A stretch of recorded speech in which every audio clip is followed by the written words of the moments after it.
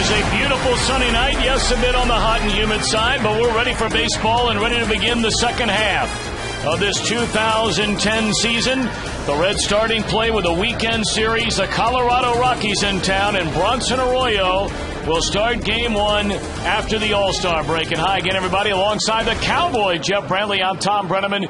Welcome, as always, to Reds Baseball on Fox Sports Ohio. Cowboy, are you ready for the second half? Well, I do admit it. I am a Reds fan. And I tell you what, I'm as excited right now as I have been, and I don't know how long. Well, let's look at what's going on as we begin this mythical second half of the season. 92 games down, 72 to go. And you take a look at the Reds. A half game better than St. Louis, who started play after the All-Star break last night with a win over the Dodgers. Those are our standings presented by Honda. Through the first half of the year, Jeff, a lot of good things to talk about, but certainly the offense is front and center. Well, I think that they are, and I think they're allowing this Reds ball club to be in every single ball game. Even when they're down 3 or 4 going into late in the ball game, you've got a club that continues to come back and continues to claw and fight and keep everybody with a chance in their mind to win the ball game. As far as the defense is concerned, it's been outstanding the entire year. Pitching is what everybody's thinking about right now because there are so many weapons with Edinson Volquez coming back tomorrow night. Well, I think right now, Tom, the starting pitching is not a big worry for this ball club. I think when you talk about worries, it goes right down into the bullpen, a place where we thought we would have the ultimate security. Right now, that security is a little bit shaky. We got to get it going and get it going now. So the second half begins with Bronson Arroyo against the Colorado Rockies, and tomorrow night, you better believe it, the return of Edinson Volquez. We'll talk more about that in a moment.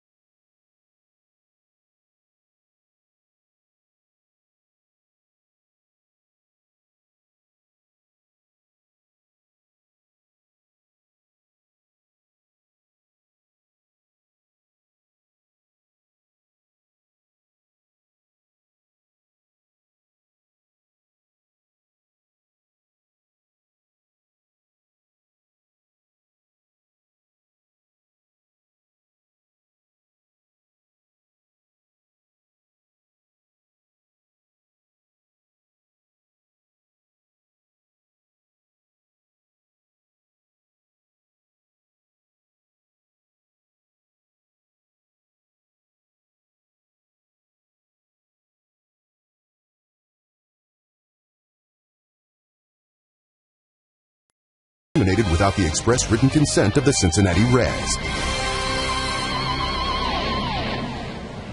Our telecast of Reds baseball on Fox Sports Ohio tonight and every day and night is presented in beautiful high-definition television, courtesy of H.H. Gray. A beautiful weather night right now. What about the rest of tonight? Let's check in with Tim Hedrick. It is a big night down at the ball yard. 90s night tonight. 84 degrees. First pitch will drop down to 78. That's all I have for you. You know what time it is? It's hammer time. Can't stop this. Very, very nice. Tim has a spirit. Indeed, the hammer is down in the dugout after performing a concert before the game, and he'll have one after the game. But let's talk about the pitching matchup for tonight. It'll be Jason Hamilton's coming off the DL. Jeff Brantley has been one of the best pitchers in the National League. Well, I think the biggest thing for Jason Hamill was sitting on the sidelines and watching what some of the other guys were doing. He came back after last year being such a good pitcher for these guys. He's come back throwing strikes, and throwing strikes has been the key to his success. Bronson Arroyo finishing out the first half of the year on quite a roll, tries to carry it into his first start post All-Star break here tonight. When we come back, the Reds begin a critical homestand to begin this second half.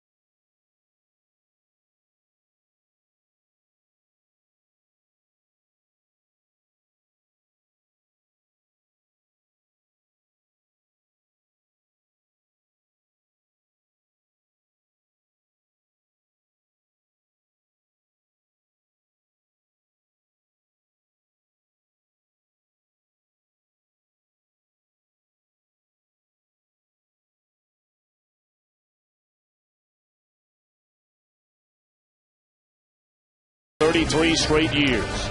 By Just for Men, for mustache and beard, keep your edge. And by Skyline Chili, you know it's Skyline time. Whenever you're feeling good and hungry, it's Skyline time. Big crowd rolling into Great American Ballpark on this Friday night.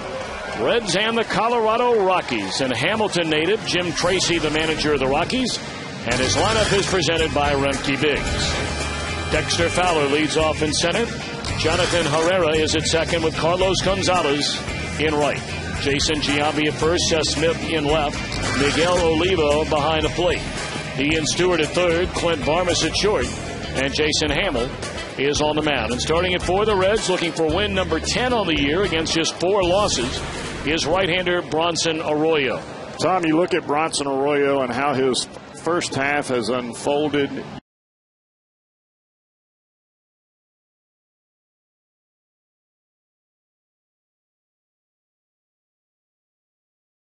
Really put together phenomenal numbers, and I expect nothing less here in the second half of 2010.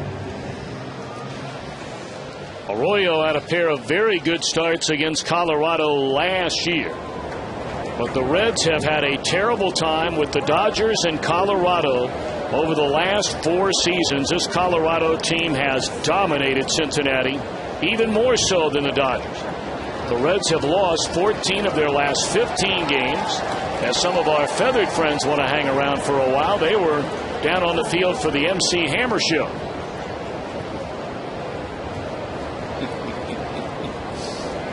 The Reds have not beaten Colorado since August the 22nd of 2008. They've lost 9 in a row. And the first pitch is high and away, ball 1 to Dexter Fowler, and this game is underway.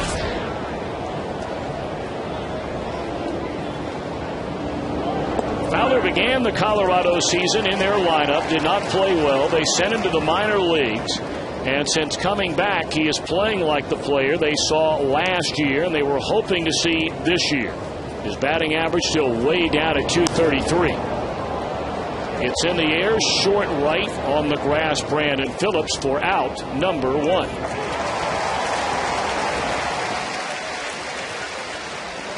Take a look at the Reds defensively, presented by Ford.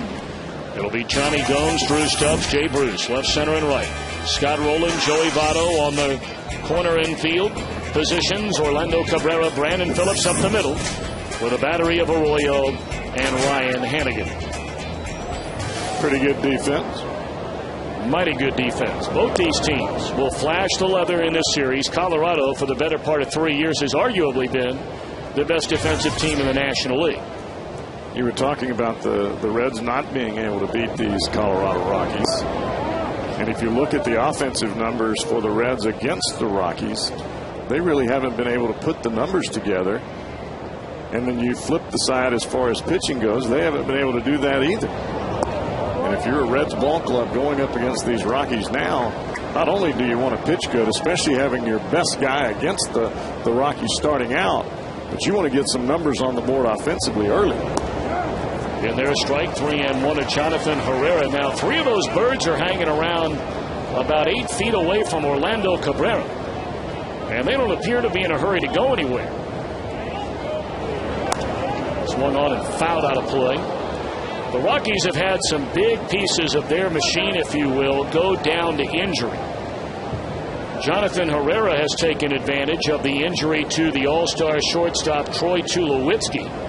Herrera called up to play second when they moved Clint Barmes from second over to short. A roller to Scott Rowland. 2 gone. He's a hustler.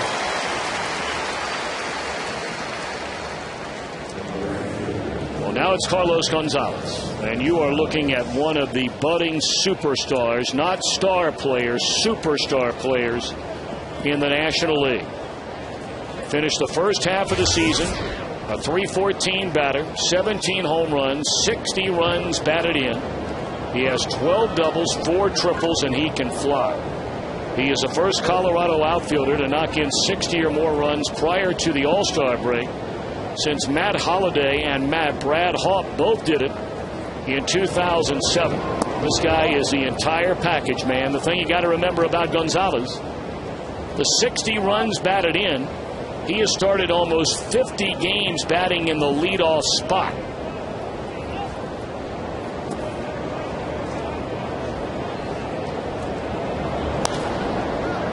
And Arroyo is going to get him out, it looks like, to end the inning. Cabrera waving off Gomes in the bright sunshine, and a good start for Arroyo, setting the side down in order. The Reds are coming up.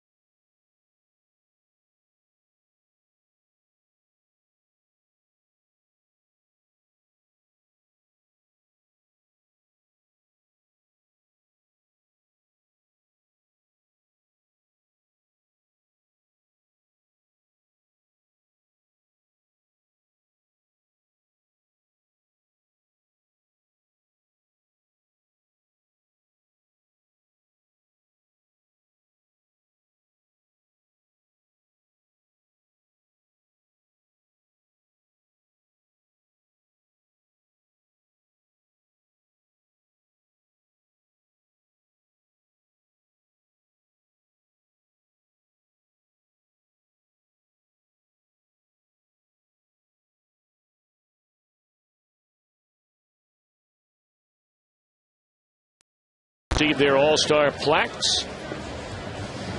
Brandon Phillips, Joey Votto, Scott Rowland, and Arthur Rhodes. 3 of the 4 had a chance to play. Sir Arthur did not. I wish Rhodes would have got in that ball game. Me too. I really do. Reds lineup tonight under manager Dusty Baker. Brandon Phillips at second, Orlando Cabrera at short, Joey Votto at first. Scott Rowland, the cleanup hitter, with Johnny Gomes in left and Jay Bruce in right. A latter third of Drew Stubbs, Ryan Hannigan, Bronson Arroyo against right-hander Jason Hamill.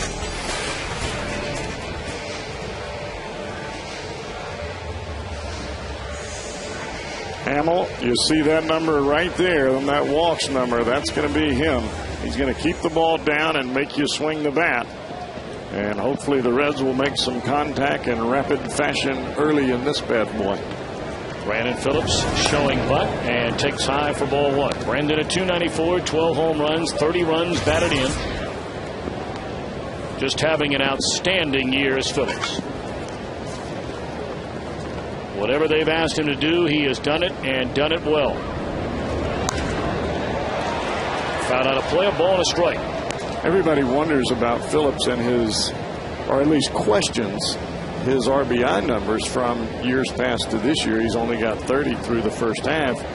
But yet you have to remember he's in a totally different situation than he has been in the past. He's about runs scored right now, not about runs driven in.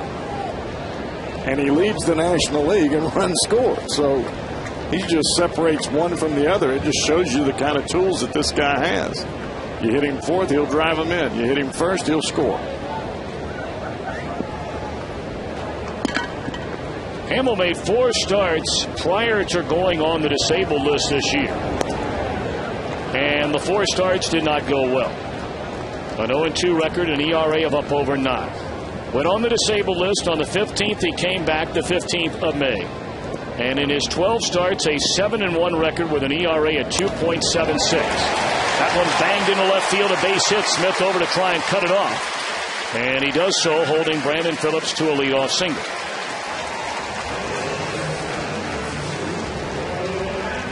Let's take a look at Colorado on defense, presented by Ford.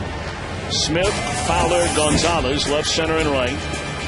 Ian Stewart, Clint Varmus, Jonathan Herrera, and Jason Giambi, third to first. Todd Helton still out with a battery of Hamill and Olivo. Well, you've got Helton out, you've got Hopp out, you've got Tulowitzki out, and this club finished the first half winning about 7 or 8 in a row, or 8 out of 9, I should say. Now, they had a great homestand to close out the first half of the season when they won 8 out of 10, and they played the 3 best pitching teams, at least as far as ERA goes, in the entire National League. They played St. Louis, they played the Giants, and they played San Diego. You'd have never known it the way they were playing baseball. Orlando Cabrera looks at a strike. It has been a long time since Brandon Phillips has stolen a base. You have to go all the way back to the 12th of June. Of course, he is playing with that tight hamstring, for lack of a medical term. He basically has a knot in that hamstring he's been playing with, going all the way back to mid-May. And it really hasn't affected him as much in his range and his quickness at second base. It's been more on the base paths, and you can really see it from this perspective up here. He's just not as fast as he was a year ago, and I guess that's got to be it. Well, that is a nasty breaking ball that Hamill features. He just locks up right-handed batters.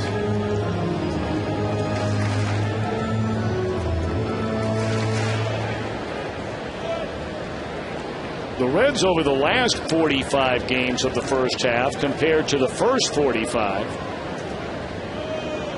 are not stealing nearly as many bases. In fact, fewer than half the number they had in the first 45 games, but they're doing more of this. They're hitting.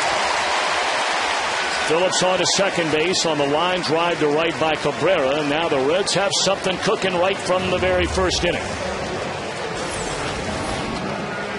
Looked like a fastball that was supposed to be inside. It ends up outside, and as we all know, that's exactly where Cabrera likes to go, and that's right over the second baseman's head, line drive style.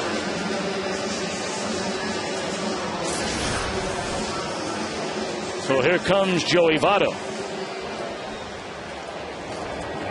Votto at 314, 22 home runs, 60 runs batted in. The 22 home runs tied for the National League lead. And on the first pitch, a pop fly into left field. It'll be an easy out. And the runners stay put. That is a big out right there for Jason Hamill.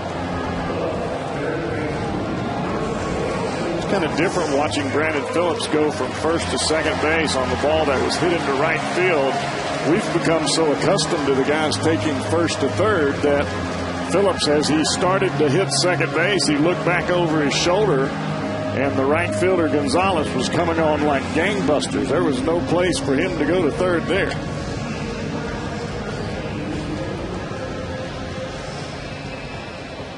See, Colorado, the only team in the National League going first to third with more frequency than the Reds. Texas, the American League Western Division leader, by far #1 in the major leagues. Here's Scott Rowland. Strike one.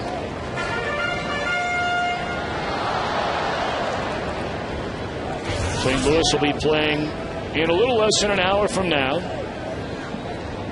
Game 2 of a 4-game series at Busch Stadium, taking on the Dodgers. Chad Billingsley against Jaime Garcia. We'll keep you up to date on that game once they get started. Rowland lifts a fly ball into right. Gonzalez makes a catch. Phillips will tag up and move on to third, but the ball gets away from the shortstop, and backing up the third baseman Stewart.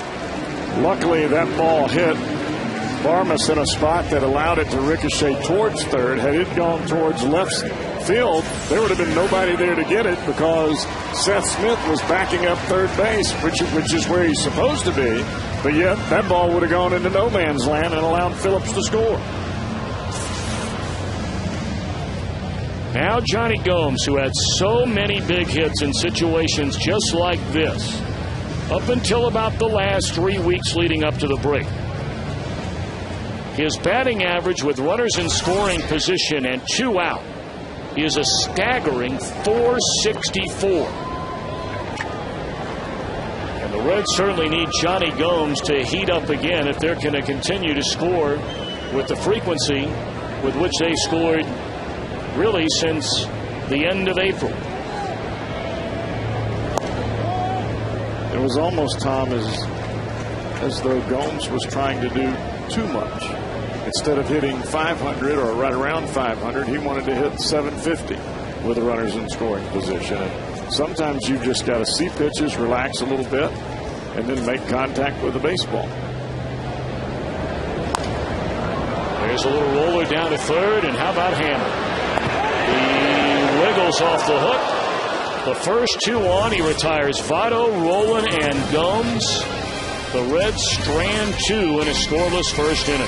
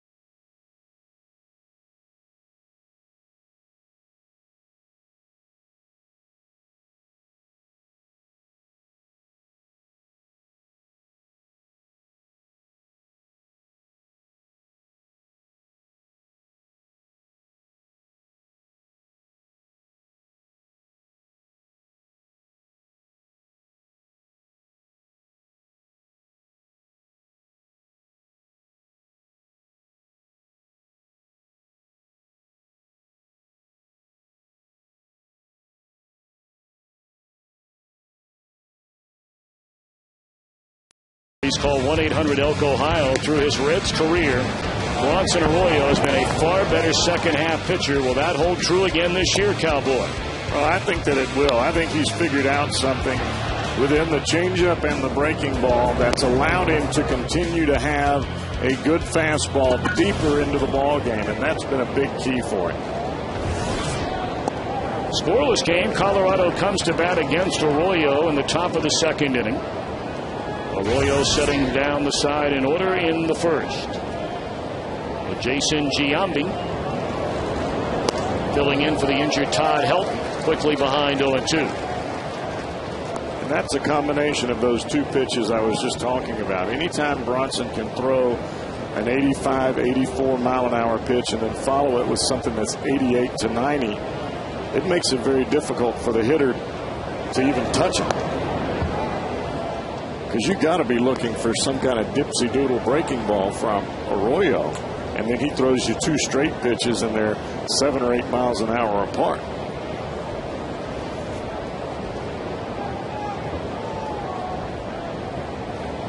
One and two on Giambi. Swing and a miss, and that's one of those dipsy doodle breaking balls you were just talking about. First strikeout tonight for Bronson. And this breaking ball does not do what he wants it to do. Instead of going up and in, it backs up. It goes the other way. It goes away from Jason Giambi. Watch where this pitch goes. It's supposed to go up in on his hands, and it goes outside. That makes it even tougher to hit. Seth Smith at 287. 12 home runs and 38 runs batted in.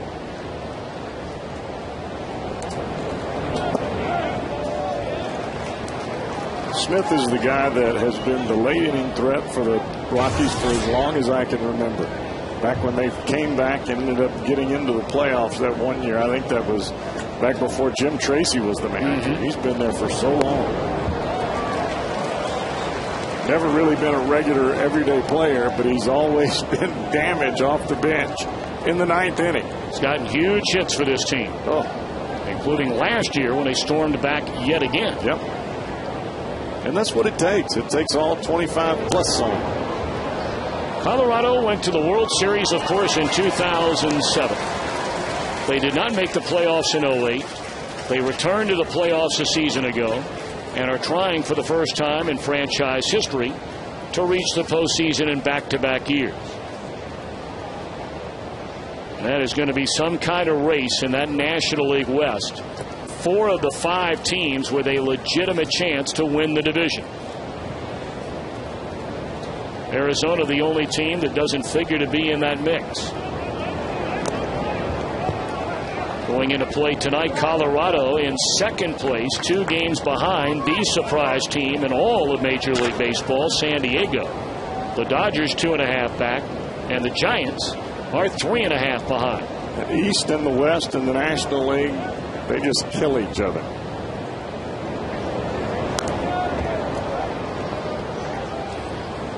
Here you get a look at the standings in that National League West. The Dodgers went into the break tied with Colorado, 2 behind San Diego, but the Dodgers lost last night. How about that? They'll be in St. Louis. San Francisco will host the Mets. The Giants got a shutout from Tim Lincecum last night. 7 games over 500, and you're in 4th place. That's pretty strong.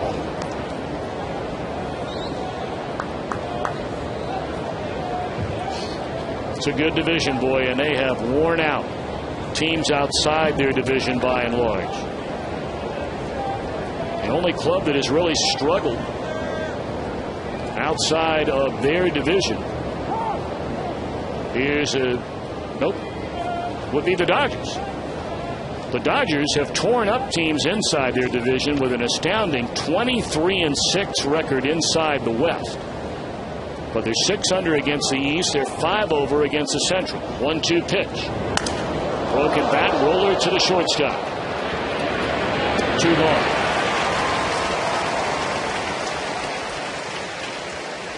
Well, Reds fans, we invite you to make your Friday night better by going to foxsportsohio.com. You can enter the Papa's in Your House contest You can win a Fox Sports Ohio prize pack, and one grand prize winner will win a pizza party. Nothing wrong with that. The Pop is in Your House contest, presented by Papa John's.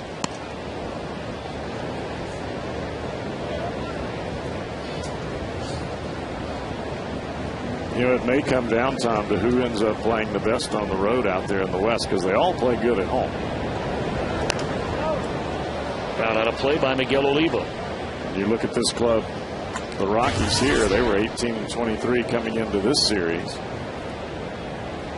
Padres have played pretty well on the road, but the other clubs that we mentioned earlier, they haven't played any better than the Rockies. I think that's one of the reasons that the Padres continue to hold on to first place. They play well on the road. Yeah, they're 6 games over 500 on the road. They're 8 over at home.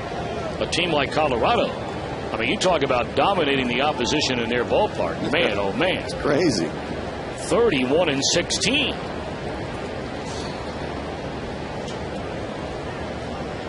Oh, and 2 on Oliva. Struck him out, inning over. 1-2-3 go the Rockies.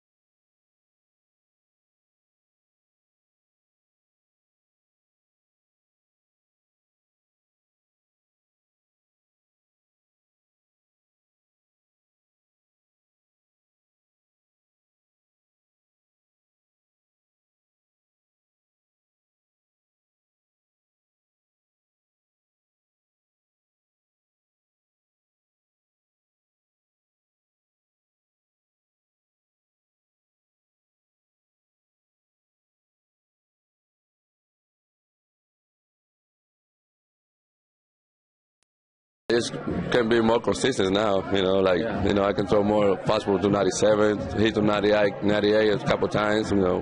I think my iron is strong now. I'm going to do my best tomorrow and see what I can get a W, you know, for the team, for me, for the fans.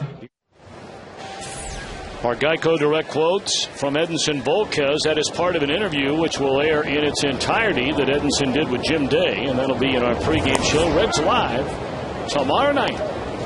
And that'll get underway at 6:30 tomorrow. Tomorrow, big night. Of course, it's a big weekend. Reds Hall of Fame induction weekend. And tomorrow they'll be inducting Chris Sabo, who will be joining us, by the way, in the 3rd inning here in the booth tonight. The late Tony Mullane and longtime Reds reliever Pedro Borbon. Low to Jay Bruce as we begin the bottom of the 2nd inning of a scoreless game. Jay at 266, 10 home runs, and 36 runs batted in.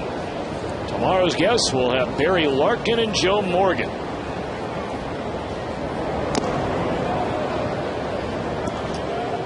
Hearing Volquez in that interview, he said something to the effect that I used to be able to throw 97, 98 every once in a while. Now I can do it most of the time.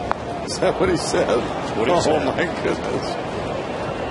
Jay Bruce calling on strikes to begin the 2nd inning. That's another guy the Reds have to get going. He has not knocked in a run in the month of July. The last RBI by Jay Bruce was his final at bat in the month of June, a game what turned out to be winning home run off Roy Halladay. Well, the bottom line for Jay, and it's going to continue to be that way until he makes the adjustment. With runners on base, if he doesn't hit the ball the other way, that's the kind of things that will happen. This is a sure extra base right here for Drew Stubbs, and he motors into second with a one-out double.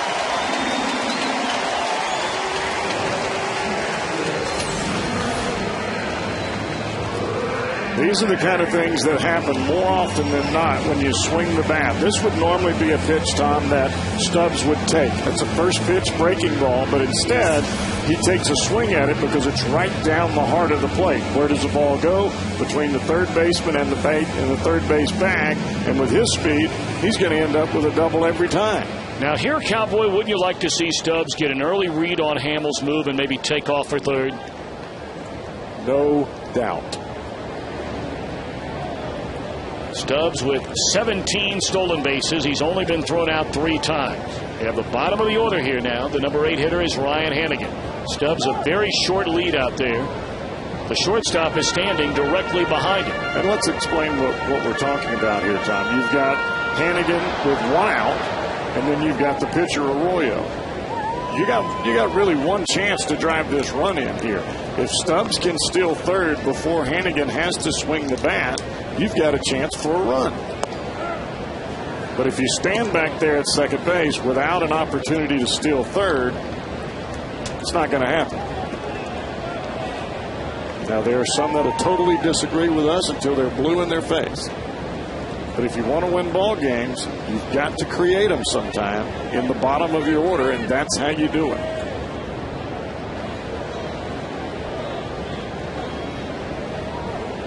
Throw back there, and certainly Colorado is well aware of exactly the same thing we're talking about. That's what Jim Tracy does. He is aware. He thinks a batter ahead, a pitcher ahead, an inning ahead for that matter.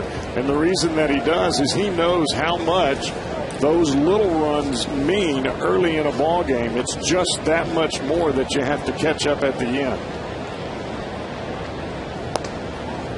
The Reds were shut out in 3 of their last 6 games of the first half, including each of the last 2 games.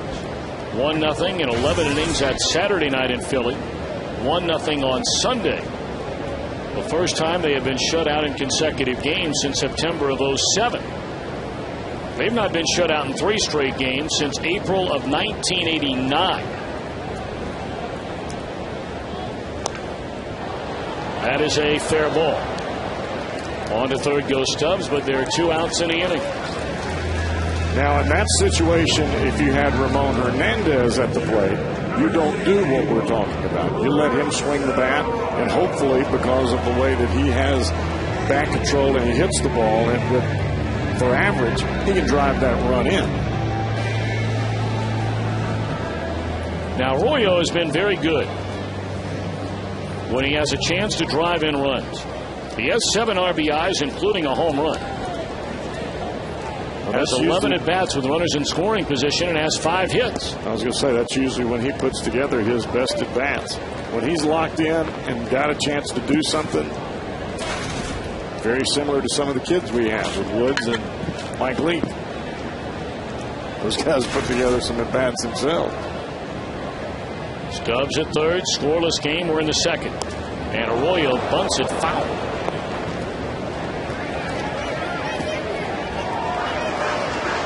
I know you were in New York over on the radio side when Travis Wood had, what, a triple? Yes. I made the comment at the time to Chris Welch, I'm not so sure there are 4 guys on this team faster than Travis Wood. Well, I was going to say the 2 fastest guys on the club are Drew Stubbs and Travis Wood. When they were in spring training, everybody was out there running around. And then you would know, watching the 2 guys run, those are the 2 fastest. One of them just happens to be a pitcher.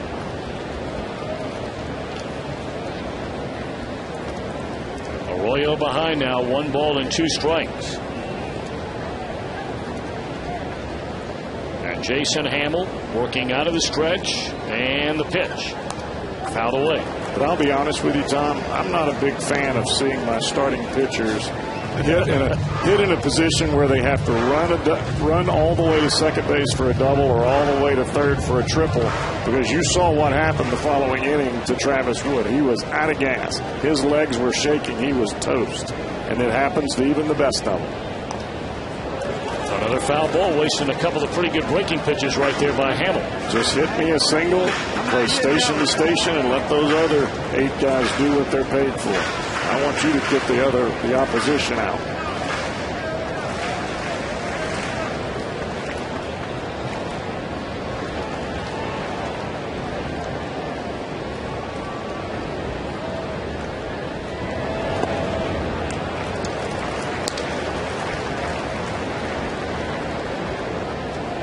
This is making him work a little bit.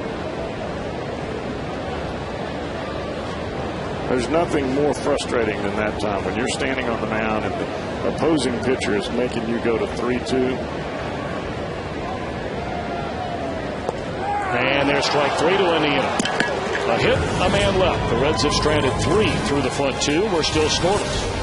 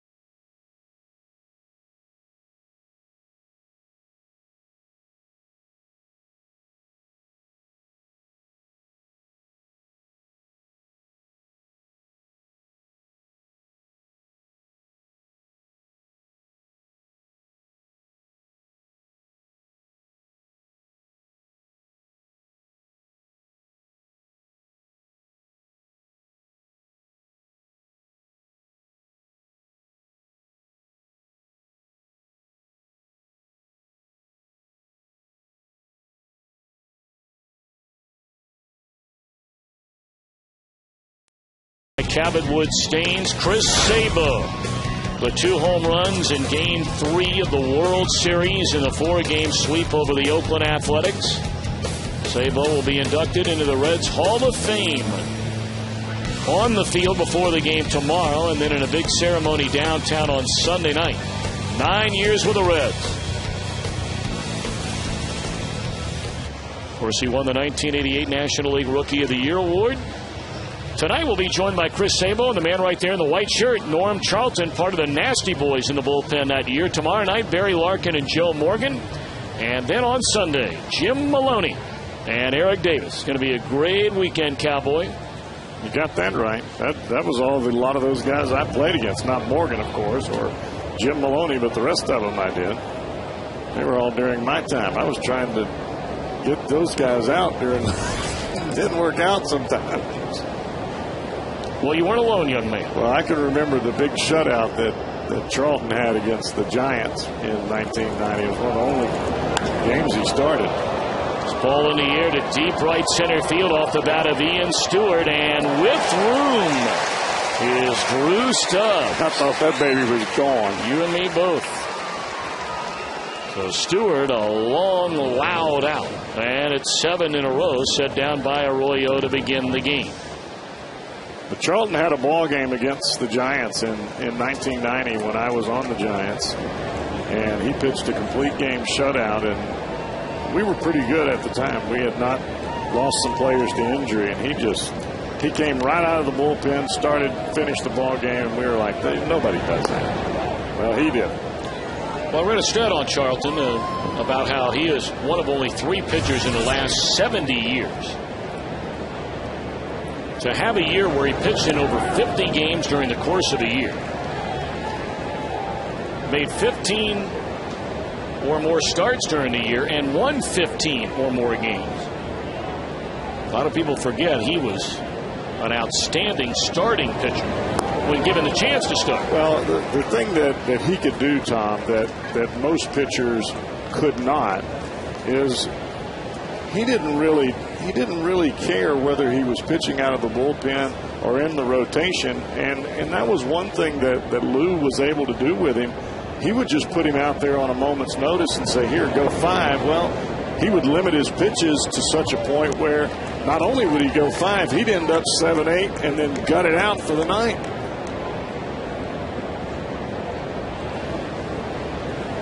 Two and two the count on Clint Barmes. 1 out, nobody on. We're in the 3rd inning. And that one is popped up and playable for Joey Votto.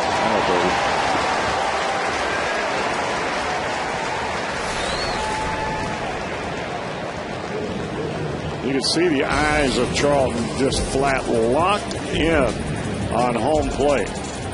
And that's what made him so tough as an opponent. You see him from the dugout and you're thinking this guy is a warrior out there on the mound. And he was that. Whether he was starting or whether he was relieving, he was one tough cookie. And he'll be joining us in the booth tonight.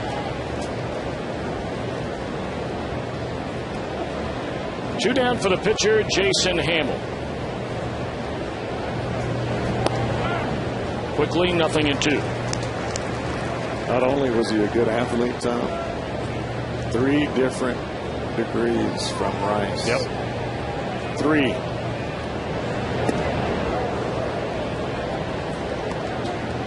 Unbelievable. Can't wait to see him here in a little while. He was always one of my favorites back when he first came up in the late 1980s after coming over in a trade from Montreal. That's out in front of the plate. And that'll do it. 3 straight perfect innings to start the night for Bronson Arroyo. Top of the order coming up for the Reds.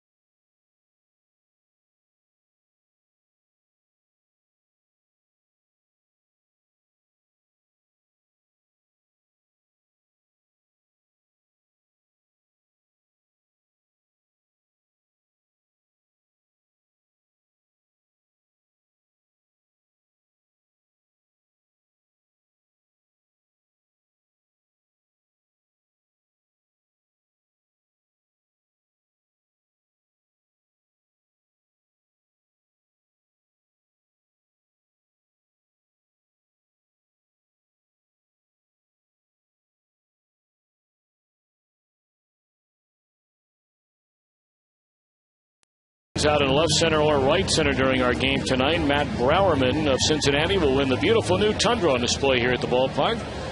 Register for your chance to win it in an upcoming game by seeing one of your Cincinnati and Northern Kentucky Toyota dealers. We roll to the bottom of the 3rd. Reds have a top of the order coming up. Brandon Phillips, Orlando Cabrera, and Joey Votto against Jason Hamill. The Reds had it going, it looked like, in the very first inning. Hits by Phillips and Cabrera. But Hamill retired Votto, Rowland, and Gomes to get out of the inning unscathed. And that one lined into right center field. It'll find the gap. Fowler able to cut it off, but Phillips will motor into second base head first with a double. 2 at-bats, 2 hits for Brandon. Hit a breaking ball the first time. He gets a breaking ball to start on his second at-bat. He just drives this baby the other way.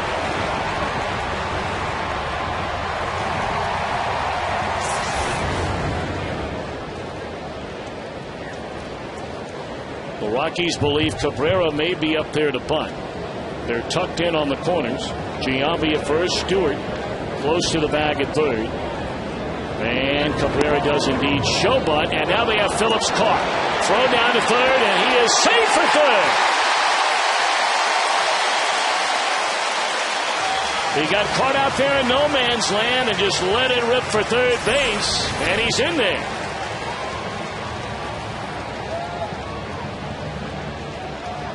Well, he did what you're supposed to do. If you get caught taking that extra step and the bunt does not go down, you better hightail it for third base, because he made a mistake there, and he was awfully fortunate to come up unscathed.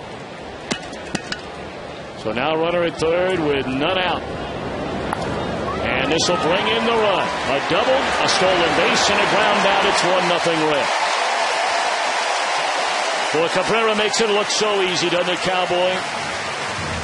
He's always trying to hit the ball that way, Tom, and a lot of pitchers believe that when you throw the ball in, it makes it tougher to go that way. When the ball's inside, it's even easier to shoot the ball the other way. Watch him just slide his hands in there. Perfect job by Cabrera.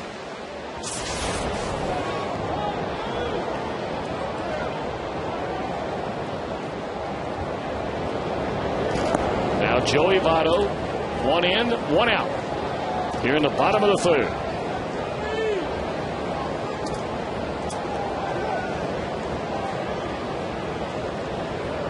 And this is kind of to the point where you can start to put a little pressure not only on the Rockies as a group, but on Hamels as a pitcher.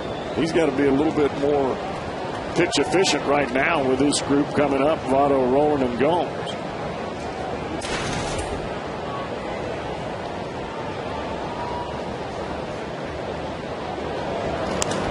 Votto hammers one foul. That's a 2-0 hack right there. That's how it's supposed to be. That's exactly right. Don't start and stop. And don't shank one off to the third base side, right? Come out of your shoes. You can always retie them.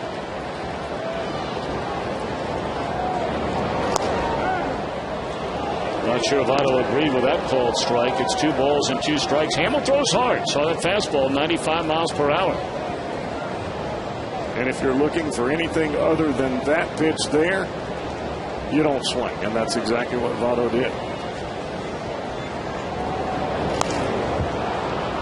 Popped up down the left field line. A long run for Seth Smith. And the shortstop can't handle it. That is a fair ball and a ground rule double.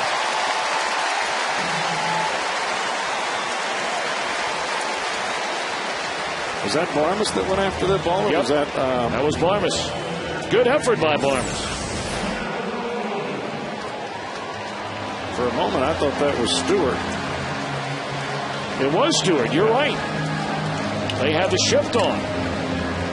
Yeah, and the only reason I knew that is because of the light skin on the back of Clint Barmes' neck, because I thought it was the shortstop also, because that's where he went from.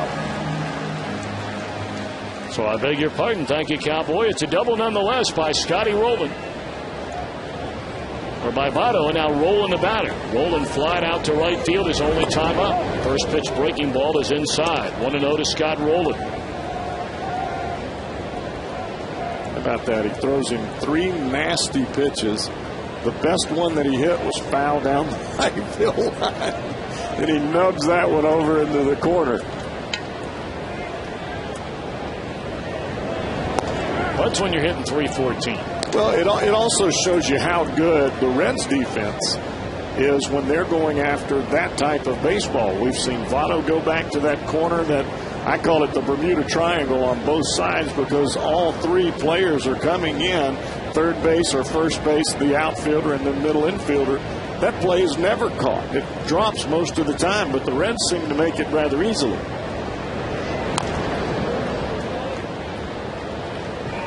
That's good life on that sinking fastball there by Hamill to get ahead of rolling at 1 ball and 2 strikes. Reds have scored in the inning and they're looking for more. With a runner at second, 1 out. Reds coming into tonight only had 2 for 21 against Hamill. They had that in the first inning.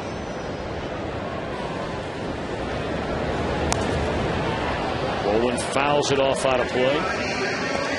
Don't you think, Tom, looking at this ball club, that they make adjustments and get better as the game goes on, regardless of who the pitcher is? Even when they're shut out, even in ball games in Philadelphia, they were taking better at bats as the game continued on.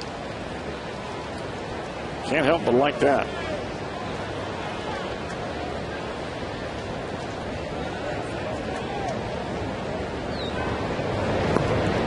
Low to roll. Of course, a run here in the third inning is the first time the Reds had scored since Friday night.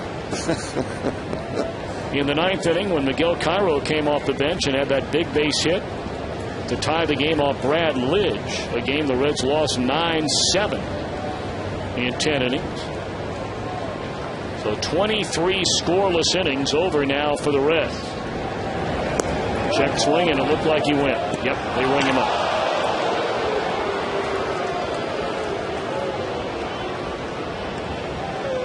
Three strikeouts in the game for Hamill, 2 out in the inning, and Johnny Gomes coming up.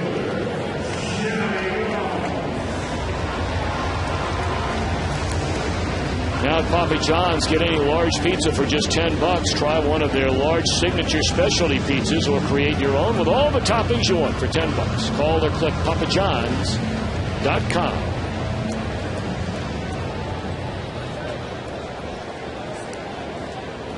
Johnny Gomes left 2 on, ending the first inning with a tapper down to third. He has Votto out at second with 2 outs. And a number into center field, and this is going to fall. A hit and an RBI. 2-0 Reds in front. That was a little bit more of a controlled swing than what we saw the first time around. He gets inside of this baseball. He doesn't get it right on the fat part of the bat, but he gets enough of the good part of the bat on it to get it into center field.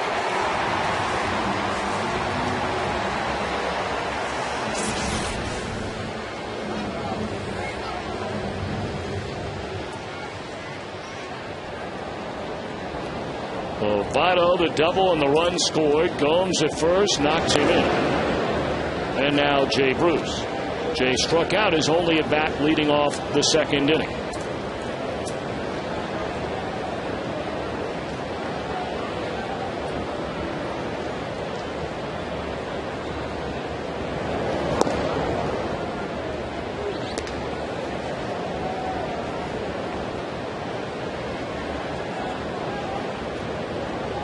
I wonder if Jay realizes that the reason that the teams play him to pull the ball to the right side of the infield in that big shift is because he pulls every pitch. That's why they do that. They leave the third base side wide open. It's one thing to try to jack one out of here when they're straight up and nobody's on, but right now you get one down in the left field corner and Gomes is going to score from first base.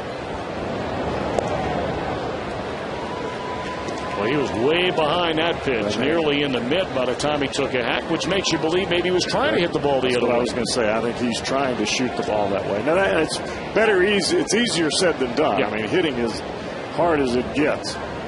Lord knows I wasn't any good at it. They lost it that way, and it's out of play. 1 ball and 2 strikes. He's definitely trying to go that way right now. They're trying to go in to make him pull the ball. They leave this one out over the plate a little bit. And you can see Jay really trying to get his hands inside the ball and shoot it that way. It's not as though he has to rip one down the left field line. He's just got to get it that way. Breaking ball, good eye there by Bruce. Down and in, 2-2. See that breaking ball, Tom? If you're trying to pull the ball, it looks like a fastball. You swing right over it, you're struck out. But if you're going the other way, that ball looks, you pick it up a lot sooner and you think, that's a breaking ball, I'm not swinging. Inning over. But the Reds scored twice. And at the end of 3, lead 2-0.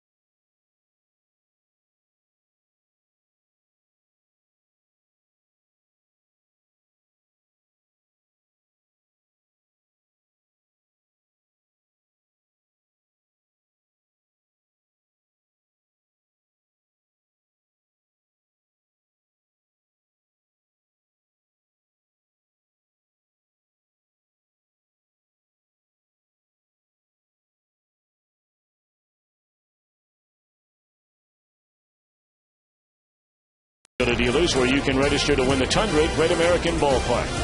By JTM Food, Family Fun, JTM. And by Geico, 15 minutes could save you 15% or more on car insurance. Visit geico.com or call 1-800-947-AUTO. Downtown Cincinnati, the place to be this weekend.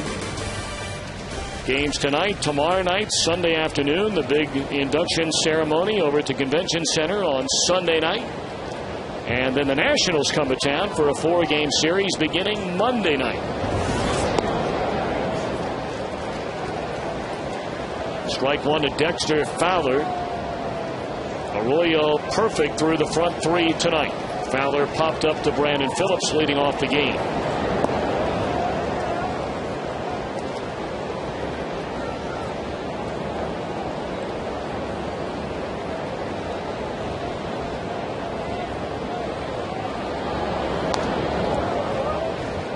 Fowler was sent down earlier. He was sent down with the specific intent on working on hitting the breaking balls that were on the inside part of the plate from the left side.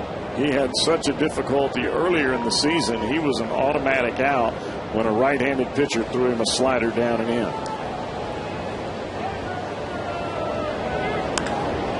That ball tomahawked down the right field line, and it is foul. More than enough to get out of here. Fowler only has 2 home runs. That's not his game. While we have a second, let's sneak in our AT&T trivia question for tonight. Which Red led the major leagues in innings pitched as a reliever from 72 to 77? That is almost a layup, knowing what's going on around here this weekend. That's not a layup. That's a slam dunk. But maybe not everybody out there knows what's going on around here this weekend with the Reds Hall of Fame induction taking place. So we'll let you think about it for a little while. How about that pitch there? Arroyo goes back-to-back inside. The last one he barely made contact. One in there again with a fastball. That's 3 in a row. Now he needs to drop that breaking ball on him in there and see if that work in AAA helped him any. Good night, Irene. Bounce that baby up there and send him to the dugout.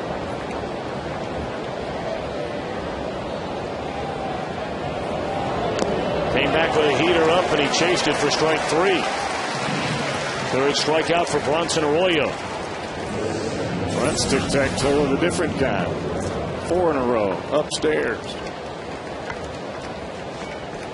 You'd be playing tic-tac-toe for a long time if you try to get 4 in a row. You got that right. Unless you're playing against Dexter Fowler, because he's the Fowler.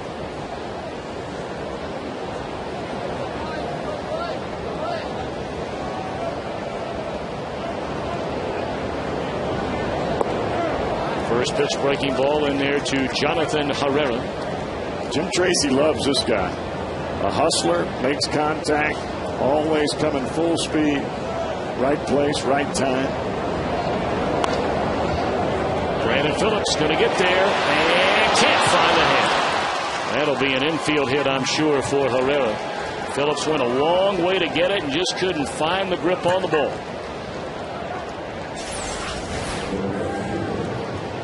When he looks up, you can see Phillips get to the baseball on the slide.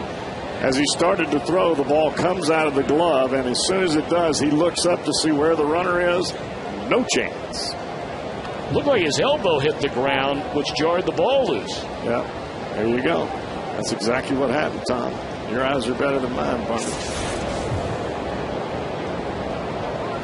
So the Rockies have their first base runner of the game, and here's the most dangerous hitter by far in their lineup in Carlos Gonzalez. Now, there are other guys in this lineup that'll hurt you, don't get me wrong. But right now, tonight, he is the best player on their team. Of course, Tulowitzki's had a couple of very, very good years, an all-star shortstop. He's out of the lineup with a broken wrist. Oh, you got 3 of their former better players out of the lineup. With Hawk, that's normally their right fielder. Tulowitzki, normally their shortstop. And Helton, who has been at first base, it seems like, since this franchise started. And he's out with no real definitive time on when he's coming back with the back injury. And Father Time beginning to catch up as well on Todd Helton. You're right. Hard to believe he's closer to 40 than he is to 30. They'll have to hurry to turn it, and Cabrera's able to do it. A double play to end the inning. Woo. Let me hear it. Ooh, that's good. That's hot. That's nice.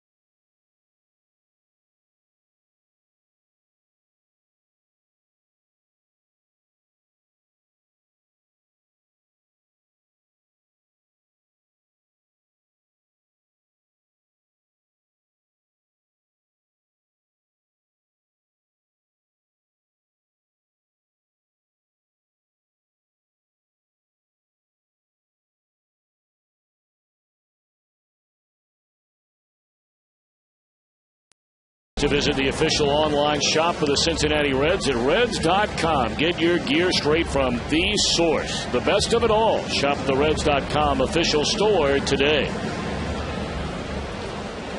2 runs, 6 hits for the Reds. No runs, 1 hit for Colorado. The Reds come to bat here in the bottom of the 4th inning against Jason Hamill, and it's Drew Stubbs. He looks at a breaking ball in there, a strike. A similar pitch to Stubbs, which he doubled on the first pitch in his only at bat in the 2nd inning. This time they've got Stewart a little closer to third baseline.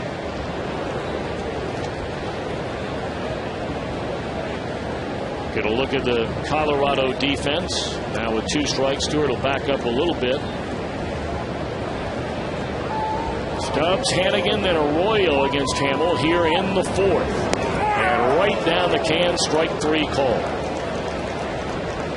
That didn't take long. That's 5 strikeouts in a game for Jason Hamill.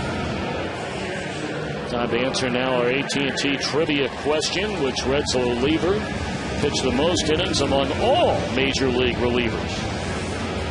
From 1973 through 1977, he'll be inducted to the Reds Hall of Fame tomorrow, and that would be Pedro Bourbon. Cowboy, that's a staggering number. I think to even consider any relief pitcher, there are a lot of starting pitchers over 5 seasons that will not total 750 innings. For a reliever, it's unthinkable.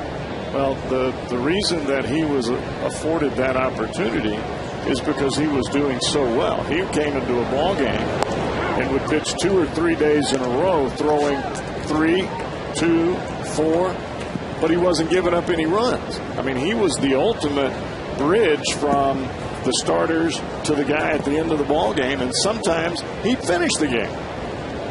1-1 to Ryan Hannigan. And that's a one-hopper back to the mound, and that'll be his 2nd out of the inning. And, you know, a lot of people, I'm not going to say credit Tony La Russa. You call the word whatever you want to call it.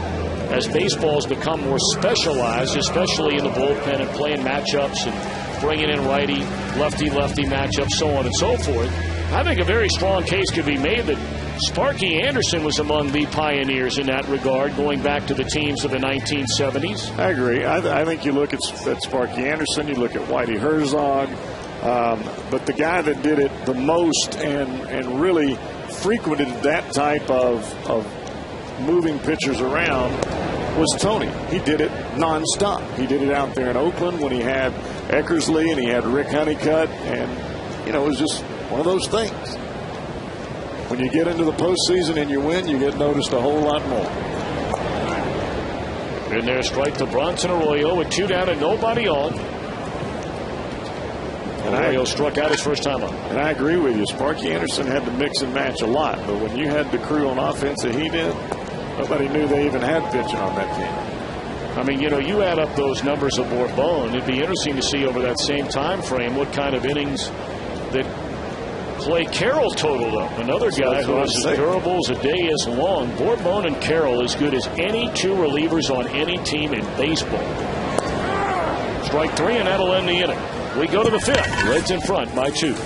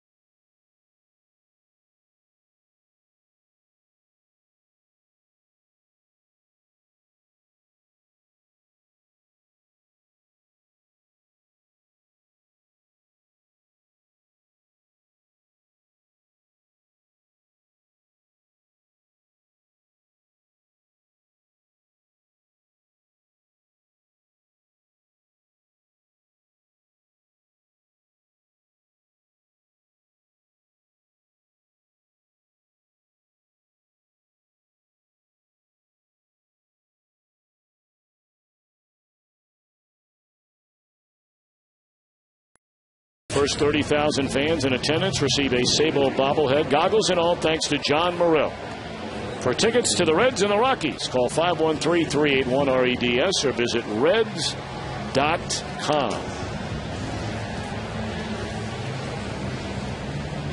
We go to the 5th. The Reds with a 2-0 lead. They got their 2 runs in the 3rd.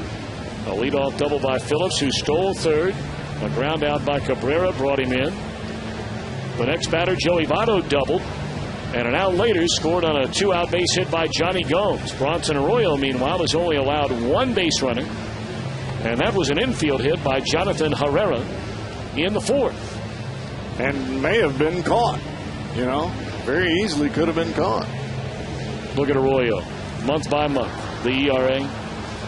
So used to seeing it, really, Cowboy. And you really are. And the numbers in April were really inflated by a couple of starts. Same thing in May. Otherwise, the numbers are much lower. But I think when you look at Bronson, he gets better the closer he gets to the end of the tunnel. That's why I think that when you start talking about the end of September and getting into October and the push towards the postseason, this guy starts to become money in the bank. Swing and a miss by the cleanup hitter tonight, Jason Giambi. He struck out his first time up. Reds put the big shift on Giambi, the former American League most valuable player with the Oakland Athletics, and of course moved on, signing the big free agent deal to go to the Yankees. Has had an outstanding major league career.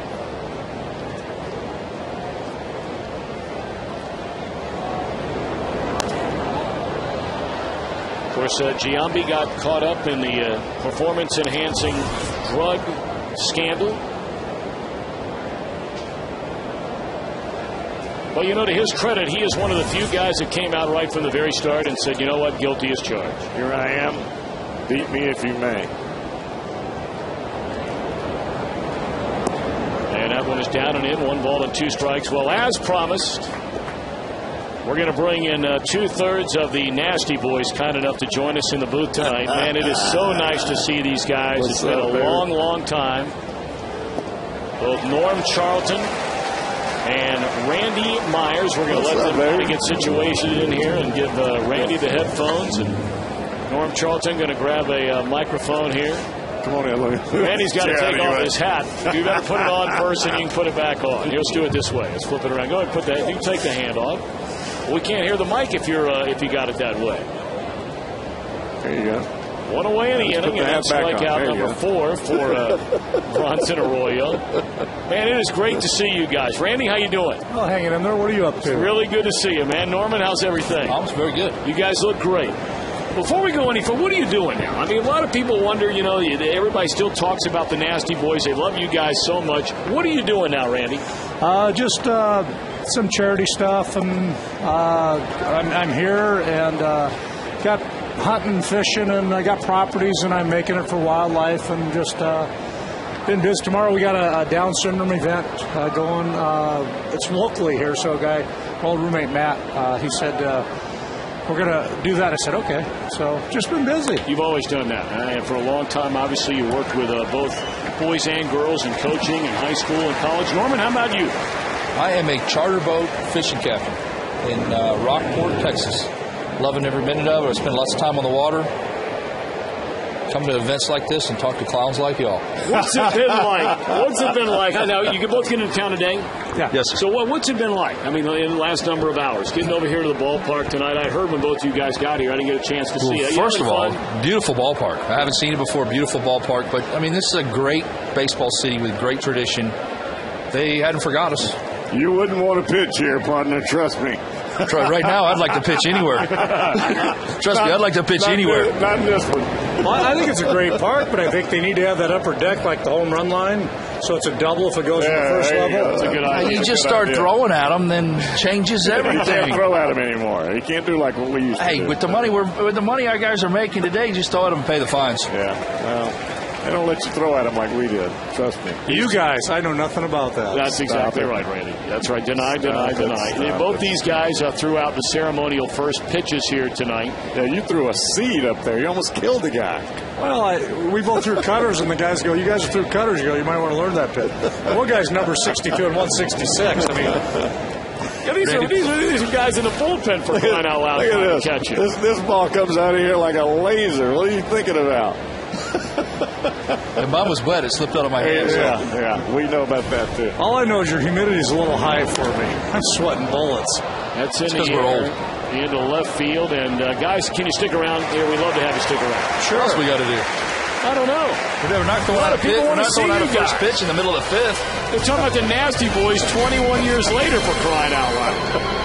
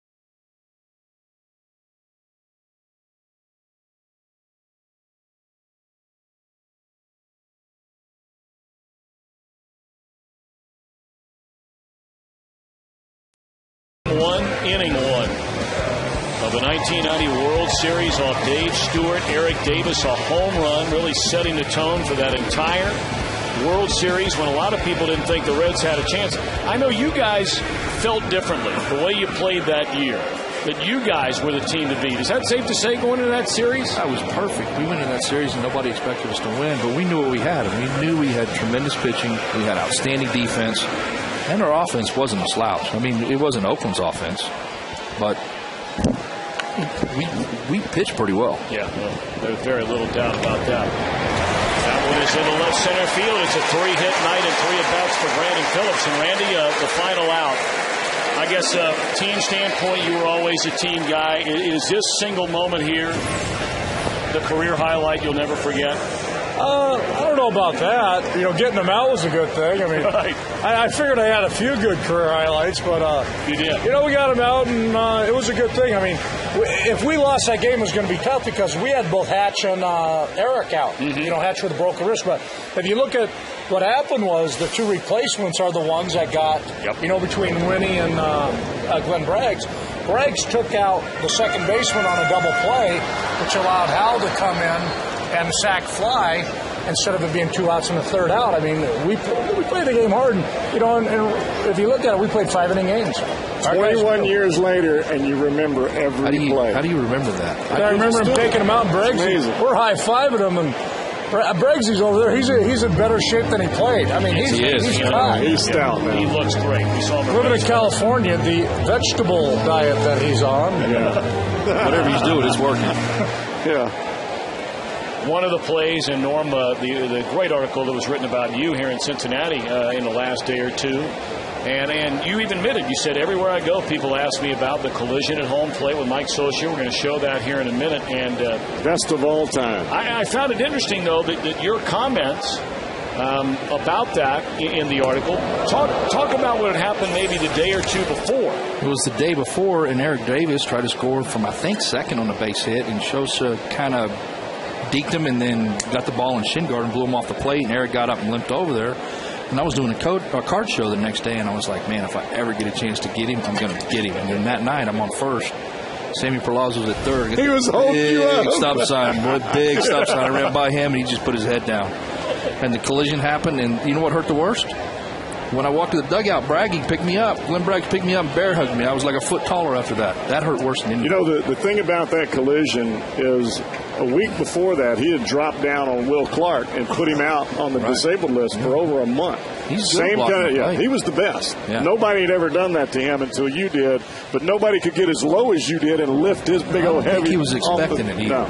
I really don't, if I was Eric or if I was Will or somebody, he might have been set prepared. up. He would have been set up, but he wasn't expecting it from me. That was a defining moment in the 90s right there, I'll tell you that. You know what I'm talking about, like the team, as an example, and I'm not, going against it. We got a 2-run lead in the 5th inning. Our guys butting the guy over. I mean, we didn't get a lot of save opportunities because we went from 2 to 4 runs real quick. Mm-hmm. There's hit and runs, and it was stuff that we had guys bunt with 2 strikes because a guy's deep. Our job, and as the hitters, was move guys over 1 run at a time. And the pitchers the starting pitchers. The starting pitchers always pitched ahead. Mm-hmm. You get 1, it takes 2 to beat you. I mean, they always, our hitters they always took it out of the umpire hands, balls and strikes. They made things happen, and then all of a sudden, the other team, we're home to second. I mean, I remember, first meeting is the same with the Mets, is a single is when the first base coach stops you. Everyone is green-lighted to second, and we put pressure on the other team. Well, that's the one thing that this club has done very well is running bases. Yep. First to third, they've been as good as anybody I've ever seen. There goes Phillips running, and this one is hooked deep into left field, and Phillips is on his way. Up against the wall, Brandon being waved around, and he will score on the double by Cabrera. So the Reds extend their lead. Now it's 3-0. Now there you go. If he's not running on the play, it's second, third. And when you have enough speed to score from first base, you see Stubbs do it, you see Phillips do it, Cabrera can do it.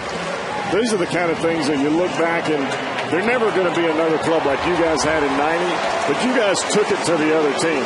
And that's what you're starting to see out of this club. They know they can do it. They're just starting to really push the envelope a little bit. Well, the one thing about that is they got to believe in Dusty, the manager. Yeah. Dusty's been there. Dusty's a veteran guy. He lets the clubhouse handle the clubhouse and stuff, but the knowledge he has, the kids have got to realize you put that pressure. I mean, every one of those teams that he ever played, you didn't want to play them in September. They were always playing for first or second. Mm-hmm. And that's what you want to do. And when they believe, then you extend that lead. It becomes a 2, 3, 4 run. All of a sudden, you're 6, 7 runs or games up. Well, what he's trying to do is put everybody in a chance to succeed, regardless of who you are. You may be righty-lefty all the time, but if that lefty gets you out 0 for 27, you ain't playing that day. It's about winning ball games. Yeah. And and he's always done that, though. You look at all those teams, they've always been tough. On our team in 90, if that happened to somebody, no big deal. Hey, I'm struggling against the lefty. Put somebody else in there. Let's win a ball game, and I'll get my 3 hits tomorrow. No jealousy. No, absolutely. And they don't have that down there either. Everybody's pulling for each other. And you guys all know, you play with different teams, different organizations. That type of jealousy or that me attitude, you're never going to win like that. Destroys it. Yeah, it just crushes your club. How much do you guys get a chance to at all to follow the Reds much now? I mean, you both played for other teams. You won a world championship, obviously, here in Cincinnati. But do you get a chance to watch much baseball? I know you have TVs, but do you watch much baseball? Because there's some guys you talk to, they're like kind of done with it. I get in areas where there's no cell phone reception. I understand. We're in Washington State. Some people think there's a cell phone reception everywhere but in the elevator. Right. It doesn't happen. So, I'm not carrying around a satellite dish on my shoulder going, hey, let's see if we can get that game. You know what I find myself? I find myself like watching the Reds some because I know Arthur Rhodes. I find myself watching other teams because I know this player. I find myself watching that team because I play with so-and-so and he's now the manager. Yeah. There's not a lot of guys that play in Yeah, well, we played both with Artie. Hardly Rose of Baltimore. Our guys are all managers. Exactly. Or they're Exactly. or they're AAA managers or they're coaches in the big leagues. How about Arthur going to the All-Star game? 40 years old. Unbelievable. Yep. Yeah, I talked to Brian Price today, and I said, if you just use Arthur the way you can use Arthur, if you keep him healthy and do what he can do, he'll be fabulous for you the whole year. Eddie Johnson in Baltimore had a thing with Artie. He was saying, like, starting or that, and he goes, well, I can relieve you. You can pitch, you got the arm pitch 3 out of 5 days if we need you. He goes, I can put you as a starter, you'll be a great starter, but I can make a phenomenal reliever. You'll be around for a long time. And with our bullpen, when we have Roger McDowell, Jesse Roski, Armando Benitez and stuff, Artie was a huge part because if our starting pitcher kind of went bad, our team knew Artie's going in 4 innings, it's shut down. That's a huge thing. That's a huge question about it. That's what we were talking about. Obviously, Pedro Borbon's going to be inducted tomorrow night into the Reds Hall of Fame. And we just put up a note a minute ago. 72 through 77, right? Pitched almost 750 innings out of the bullpen. And we were talking about that. There are starting pitchers over a 5-year time frame that don't throw that many innings. Especially in this stage, age. Yeah. Counts and all that other garbage. 100 you got to come out. 100. You threw 100 out of the pen. Exactly. Well, that's not 100 whether it's fastball or curveballs. You're still out of the game. I mean, okay. Yeah. Randy Myers, Norm Charlton, 2/3 of the Nasty Boys. Do you stay in touch with Dibble? We talked to him today on the phone. He's probably going to be here Sunday evening. Really? Oh, that's right, because the Nationals are coming in. That's right. He's broadcaster now. He's all dressed up all the time. Seen him on a tube? Oh, yeah. Oh, yeah. Hard for me to believe. He's still got those tattoos working, though, man. I'm telling you. Yeah, but I everywhere. mean, you played against him. We played against him. You've seen him. You grew up here, seen him 100 times. Would you ever guess that he could do this? No. But he's good. He's good at what he does. It surprised me. He's good. And you know what? He's worked hard at it. I mean, you give it to him. It's one thing to be a big-name guy. All you guys are big-name guys. But, I mean, he's worked hard at it. So good for him. Yeah. He's earned it. But he never guessed he could do it, but he does well. He doesn't freeze when the red light on the camera comes on. He doesn't back down. We've seen a lot of guys do that. See, me being a relief pitcher, Scott, drop a drag bunt, move the guys over, load the bases. We need extra runs. I mean, he hits the ball out of the ball. Yeah, I mean, he hits the ball line, but I'm a reliever. Add them runs up. Keep adding them. Here's Dibble. There's the Dibbler. There's that slider. Who's that guy? Skinny Mark. Yeah, Skinny Mark's right. 1-1 to count on Roland. But if you look back at our Reds team, all of our guys. I mean, Eric Davis, guys, playing deep, he dragged bunt. I mean, Sable, I was telling him, if you look at Sable after he hit a home run, like I believe it was 90% of the times he bunted next time up. And people were like amazed with that. I'm like, he did it because the guy's back. I mean, there was no, like Norm was saying, there was no egos. It was all about us as a team. Gone swinging, rolling for the first out of the inning. With this club, and Jeff was talking about it a minute ago, they've been so much fun to watch. It's a really good group of guys, and they're an easy team to root for. And here we are starting the second half of the season. They're a half game in front. Was there a time, you had a great start in 1990. A lot of people know you led wire to wire. But was there a moment or a game for either one of you guys where all of a sudden you thought, yeah, we got a good team, but now all of a sudden, you know what, we might have a team that could win the whole thing? Was there ever a moment or a game like that you can remember? There wasn't ever one moment for me. I think after the first month or two, I think we realized how good a team we had and the possibility that if we stayed healthy, we could take this thing a long way. We had a game in Houston that was like third or fourth game of the year. We started here, I think, or in Houston. We came up. That's right. And someone pitched in the fifth inning. We were up 1-0, I believe. Guy got on. They bunted him second. Went to third base on a sac fly and didn't score. And then I think it was Norm struck out 6, did 3, and I 2. I think we had 11 strikeouts, and they were ragging on me because I ruined the strikeout. Yeah. I mean, but it was. We knew it was when the other team at that point, when the other team is saying we're playing, you don't button guys over in the fifth inning. Right. Yeah, I was on the Giants when you guys were here then. We were playing basically 6-inning baseball. Right. That's what we were playing. If we didn't have the lead before then, we were in trouble. And I mean, that's the way it became as the season went along and we got deep into the second half. Everybody approached you that way. It was really good for us because managers were using their pinch hitters that they usually use in the 7th and 8th inning against their starters. They used them early because they knew they didn't figure that they had a chance against you three guys at the end of the game. But what made it so good is they knew that all three of you guys could go more than 1 inning. So if one didn't quite have it that day, then the other two would. And it just worked out. It worked out awfully well. How'd you like to be that man? We had a tough struggle with you guys because we were up. Flip a coin. You learn how to run a bullpen really quick. Yeah. I think we were up 8 to 10 runs, and then our games, and then you guys came in, and we were only up, I think, 2. And then we won 2 out of 3, which I think was in August, and that was like, you guys came in and we lost it. You guys were struggling from a starting pitching standpoint because that's when they put him back in the rotation, and that's what I was talking about earlier about pitching the complete game shutout. The only time he's ever had it, and he just drops out of the bullpen and parachutes onto the mound and shuts our team down. That's just that. And we had just got back from the World Series. Yeah, it's not just that easy. Yeah, Roger Craig. Roger Craig had a lot to do about that. Talking about me loading it up. Had the whole team psyched out about I was throwing this or throwing that, and I tried to play into it as much as I could. You never did that. Everyone just, I don't know why they thought that. I have no idea either. This ball hammered to deep right center field. Back to the wall. Fowler leaps. Did he get it? He got it. What a play by Fowler. Aren't the fans supposed to take that and grab his glove? That's a game. That could be a game-changing play. Oh, really? Isn't that That's a very good catch. Well, it could have gone from 6-0 and it stays 3-0. She got out of the way. Guys, it's awesome to see you. Wonderful. Thanks for coming up tonight. Thanks, buddy. Thanks a lot. 2/3 of the Nasty Boys, Randy Myers.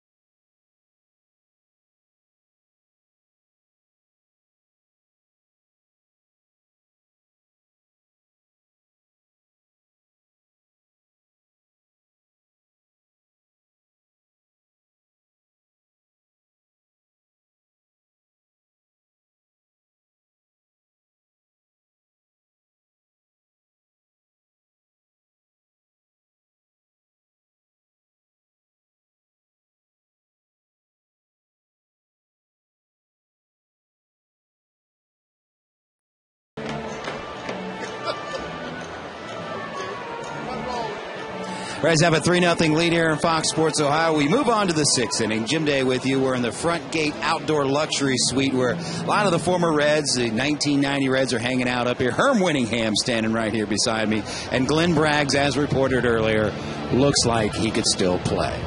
Here's our Meyer text poll question of the night. We're coming out of the All-Star break, and we want to know what'd you do over the break. What'd you watch?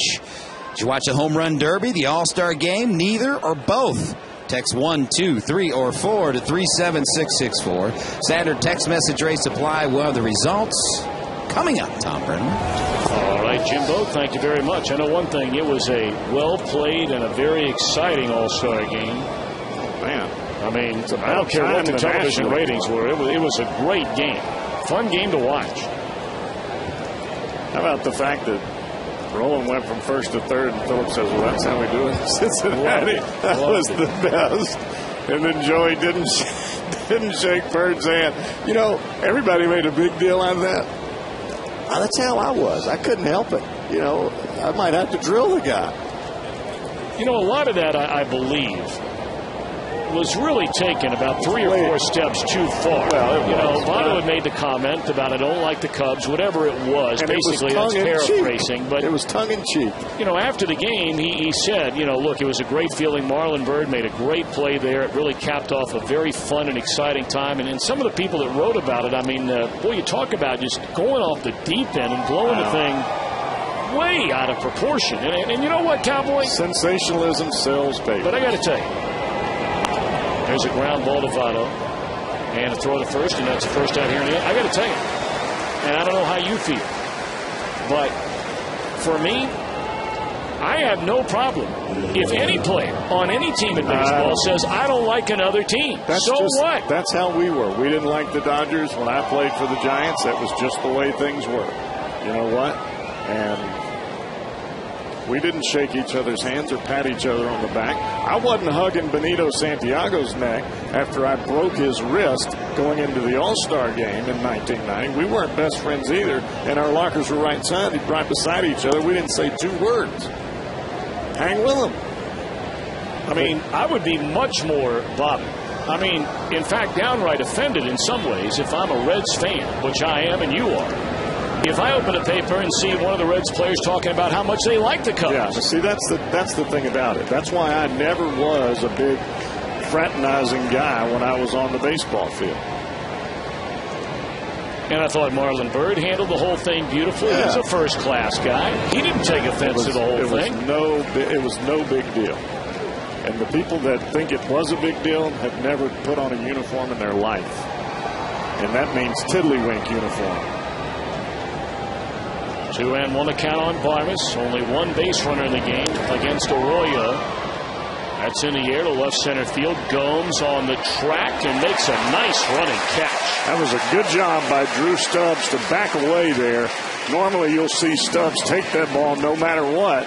But because of the line that Gomes has on the baseball, and you can see Stubbs coming hard. He looks up, he sees that Gomes has it easily, and he just backs right on out of the way. That's the way you play the outfield.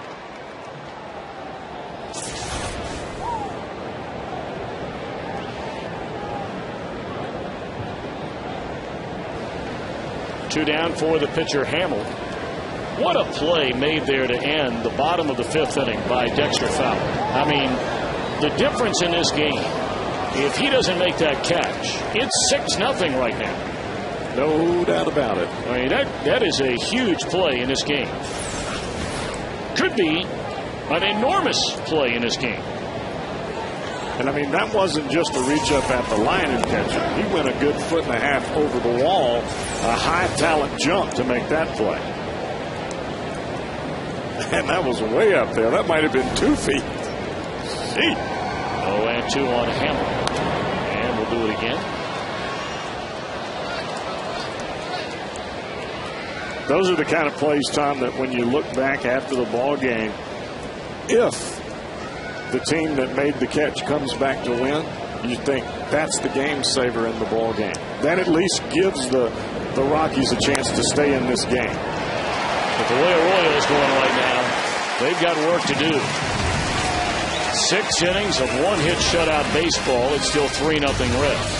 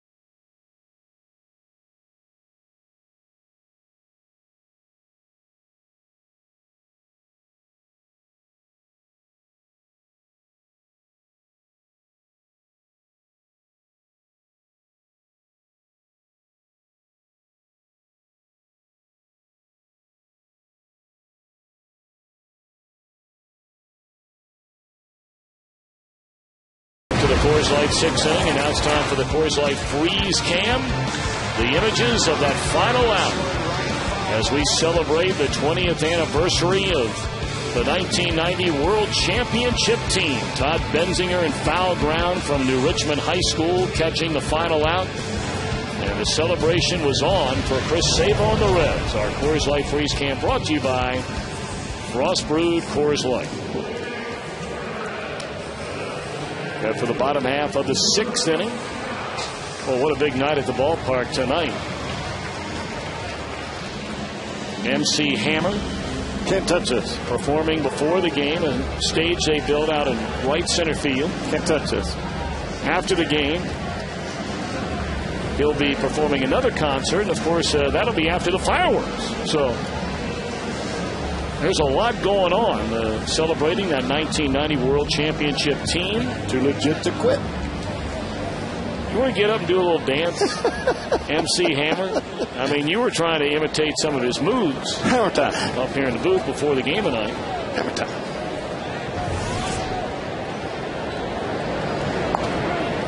And there's a strike to Drew Stubbs, who leads off an inning for the 3rd time. MC still looks pretty good, doesn't he? Yeah, he does. He can get it.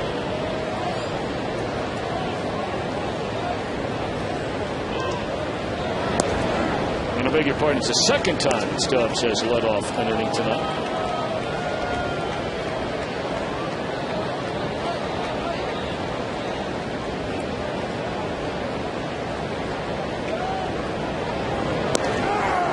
And it's the 2nd time he's looked at a called 3rd strike.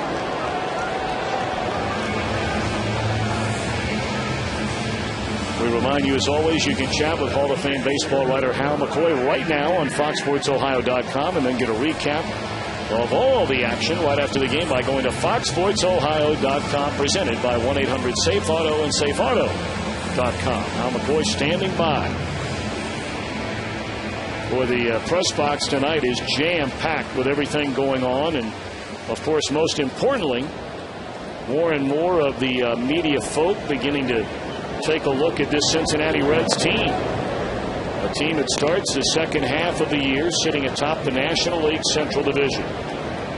Not only the media attention, but the scout attention that you see coming into the ballpark. Because you're starting to classify teams now as either buyers or sellers, with the trade deadline of July 31st approaching rapidly.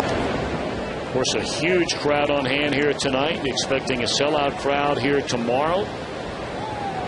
Much was made over the All-Star break about the Reds only averaging a little more than 1,000 fans per game than they did last year, when, let's face it, this time last year, they weren't sunk, but they were sinking. And how this year, really since about the start of the 2nd week of May, they have been either in first, tied for first, or not far out of first. Over the 2nd half of the year, there'll be more crowds like this. Well, then that's what I'm hoping, at least. And from a player's standpoint, you play your best ball game when you've got a packed house. And for this club, they continue to get better and better as the season goes on. And if you're a fan in the first half, I'll excuse you, because there's been a lot of losing that has gone on, you know, for the last 10 years. Yep. But you have no excuse now. This club is in first place. They've been in first place. They are not pretenders. They are contenders. And to go after a guy like Cliff Lee the way that they did, knowing that they have Evanson Volquez coming back, this club's for real. Front office and down. Ownership all around. That's a new career high. 9 strikeouts for Jason Hamill tonight. Kid's a good-looking pitcher. Yes, he is.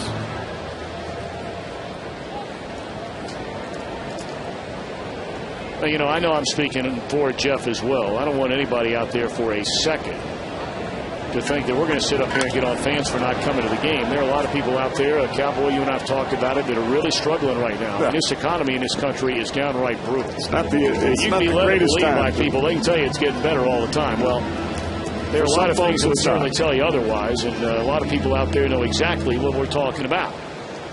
So I don't want you to think for a second that we're looking beyond that.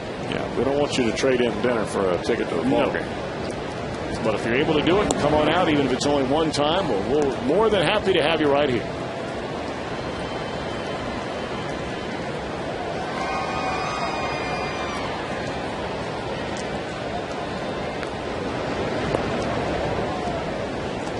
Reds fans, for a great food with family and friends this summer, think JTM. Food, family, and fun, JTM.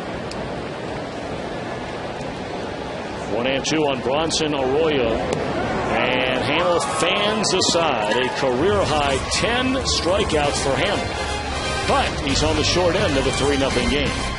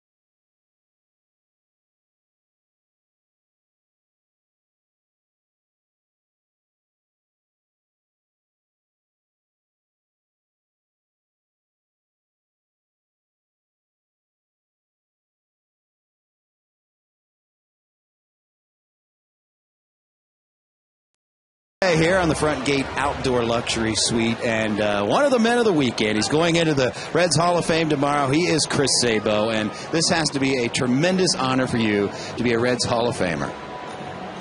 No, without question. To be perfectly honest, I don't think I played long enough or had the numbers to warrant this, but I'll take it.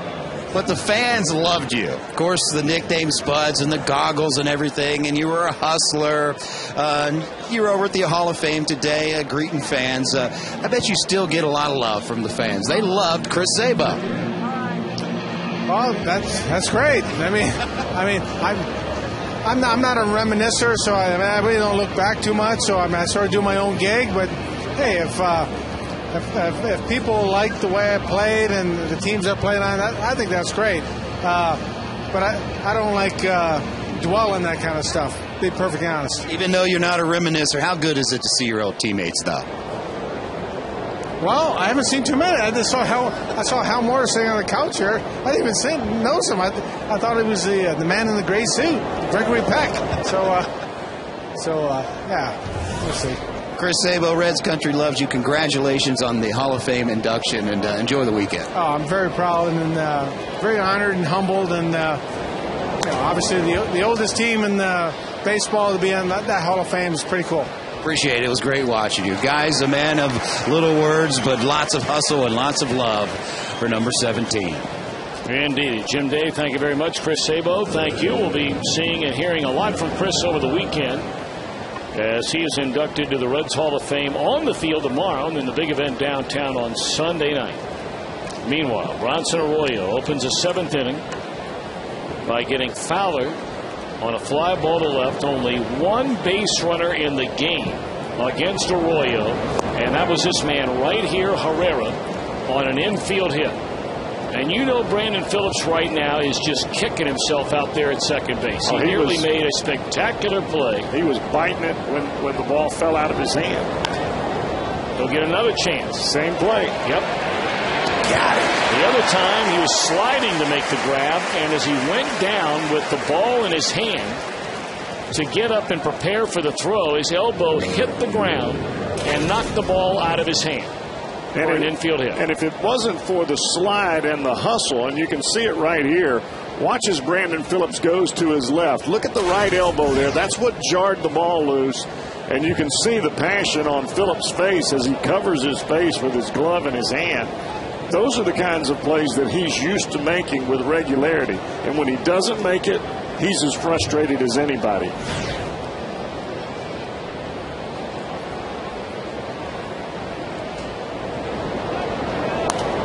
Foul on a play by Carlos Gonzalez. He's down, strike one. Gonzalez has popped to short and bounced into a double play. Arroyo here in the 7th inning, still throwing the ball 89 miles an hour. And that is what we have seen from him since his first start of the year. Last year, that velocity was iffy in every start. This year, it has been a regular function of him pitching well. That one fouled out of play. Another fastball that beat Gonzalez. 0-2. 75 pitches. Tom, he had 2 ball games in back-to-back starts before the break where he hit 92 in both of those ball games. That's not Bronson Arroyo on a normal end of the first half kind of deal. And I mean, he's just, it seems like he's getting stronger as the year goes on. Well, he has been nothing shy of spectacular through the first 6 2/3 innings here tonight. I think he can smell what this club is after, and that's postseason. I think you're starting to see a lot of guys thinking about that. Maybe not talking about it as much, but they're thinking about it, and I think it's reflecting in their play.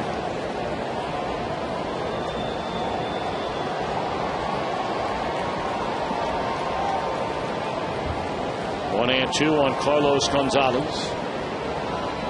Arroyo looks in, and now the pitch on the way. Another fastball, and again it's low.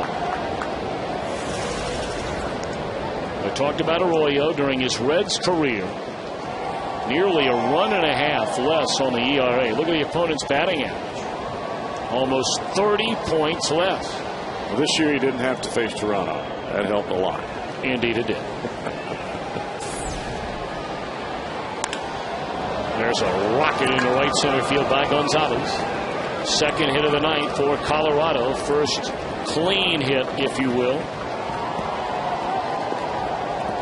That's the first time I've seen one of these Rocky hitters actually stay back on an off-speed pitch. He stays back pretty well here and drives this baby right back up the box.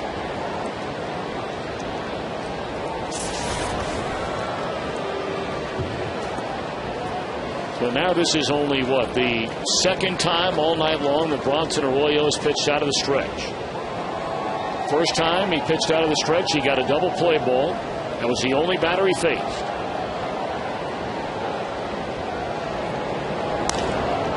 In the air, left field, hit well by Giambi. And this ball is off the wall. Gonzalez being waved around.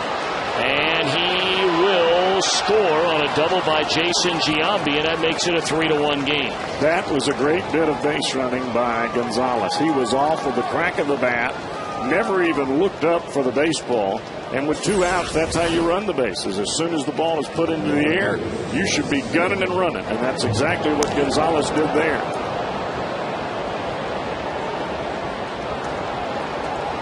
Now all of a sudden, as we talked about at the time, when Fowler made that great play, leaping over the wall to take away a 3-run home run by Jay Bruce, which would have made it a 6-0 game if that ball gets out of here. It kept Colorado within 3. A 2-out single by Gonzalez. He scores on the double by Giambi, and now the tying run comes to the plate here in the Colorado 7th inning. Strike one. That's one of the things that makes Giambi so difficult to pitch to. Even as long as he's been in this game, he can hit the ball out of right field and put you on the board in a hurry with a home run, or he can drive the ball the other way. That ball was not far from being out in left center field. That one ran in on Seth Smith, and Arroyo ahead, 0-2. Arroyo got ahead of Carlos Gonzalez 0-2. And he had a base hit on a 1-2 pitch.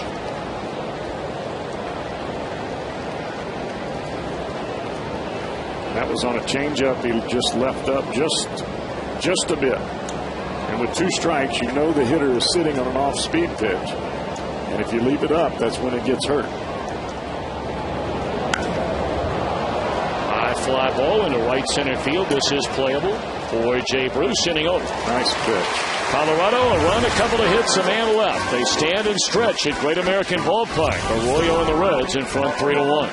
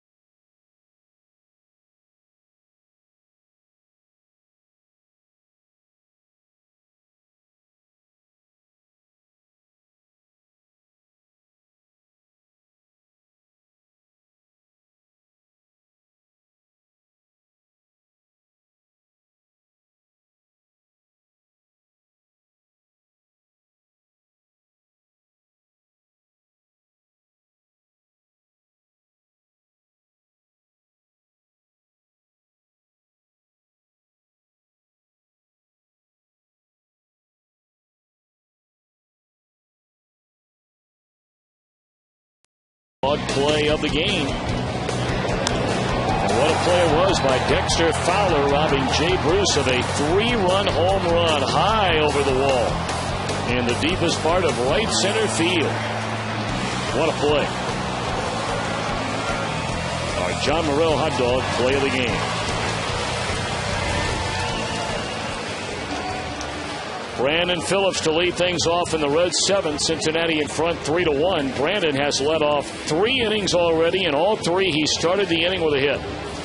A single in the first, a double, a stolen base, a run scored in the third, a single, and another run scored in the 5th. Well, he's come out on fire here, hasn't he? Gee whiz.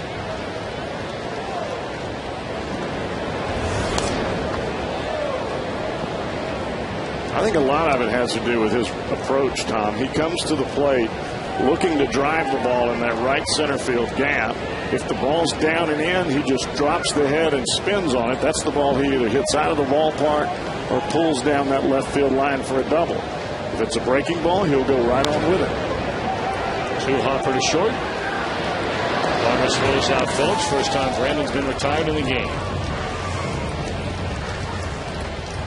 Well, this week on Fox Saturday Baseball, Andre Ethier and the Dodgers go into St. Louis to take on Albert and the Cardinals in a rematch of last year's National League Division Series won by the Dodgers.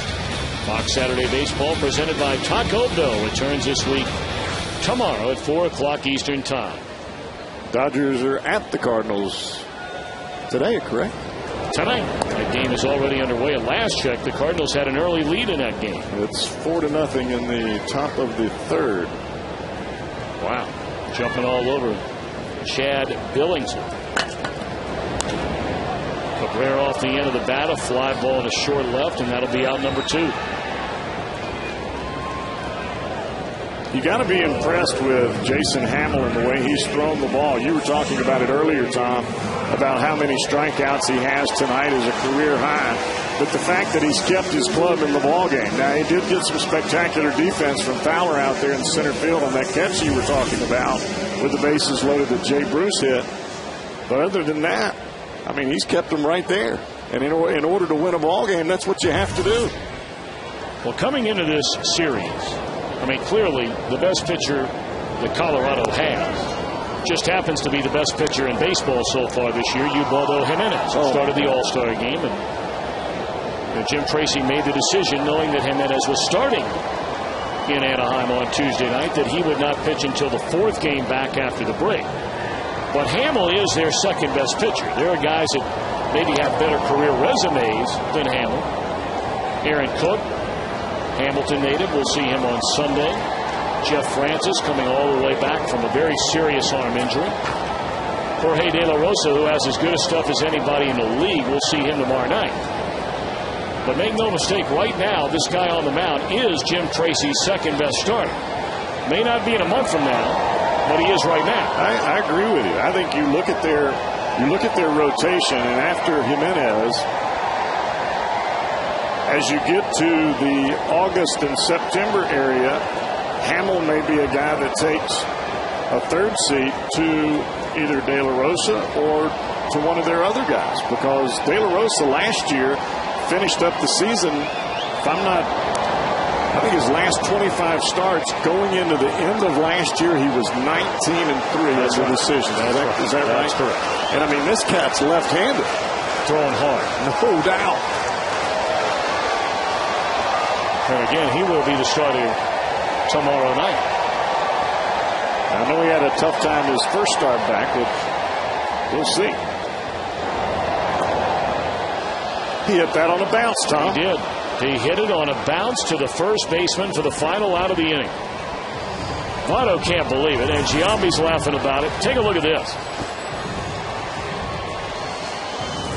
Cricket! We're playing cricket here at Great American Ballpark!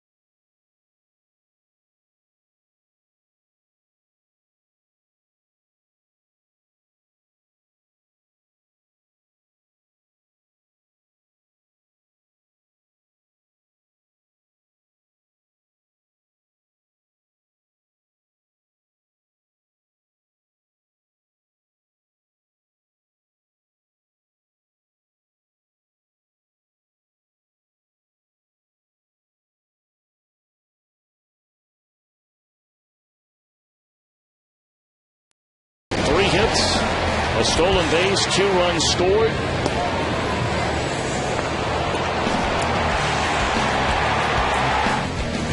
So a National League All-Star for the first time, Brandon Phillips. And hits in his first 3 times up tonight post All-Star break. And I think so many times we see highlights of Phillips and the great plays that he makes defensively. In that clip there, you see what else he does, and that's swing the bat in the top of the order and score runs and run the bases. First pitch is blasted into left field by Miguel Olivo, and all of a sudden it's a 1-run game. He caught that ball over the line. He caught that ball out on the field of play. Dusty's got to challenge that. And I think he's going to challenge that call. He reached out over the line to catch that ball. That's not a home run. And the third base umpire, Ed Rapuano, didn't get down the line far enough.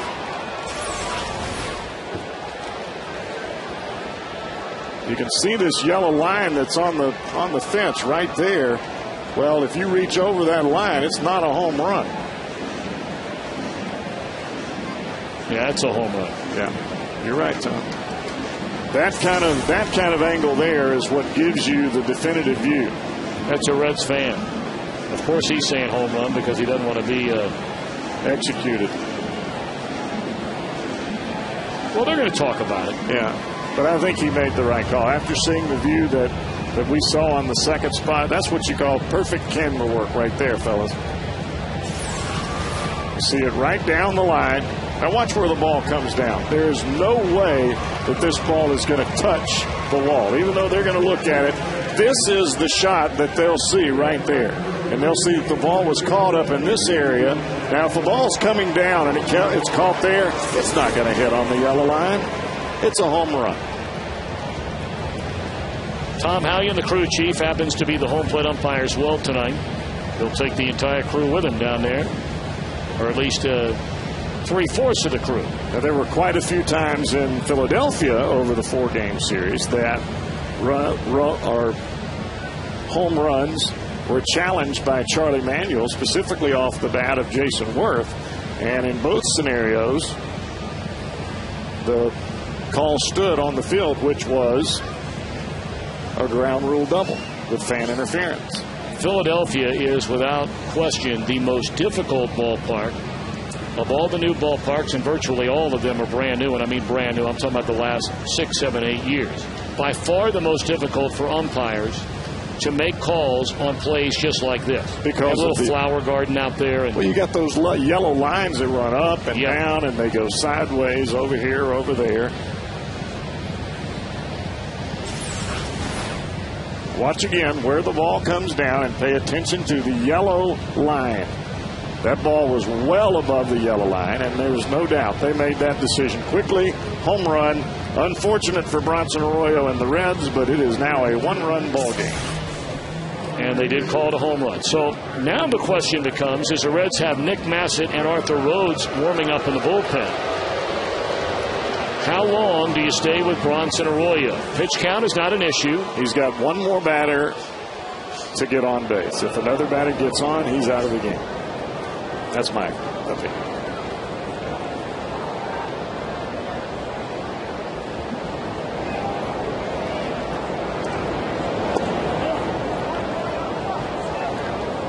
And the way that I look at it, Tom, is you don't want to let Bronson Arroyo put himself in a position to lose the ball game as well as he has pitched. But you also look at the hitter's reaction to his stuff right now. Is it good? Is it bad? Are they taking pitches that they should be swinging at? Is he fooling the batters? You know, Olivo hit a first pitch, so it's hard to tell, you know, what that was. But you've got another batter here to decide.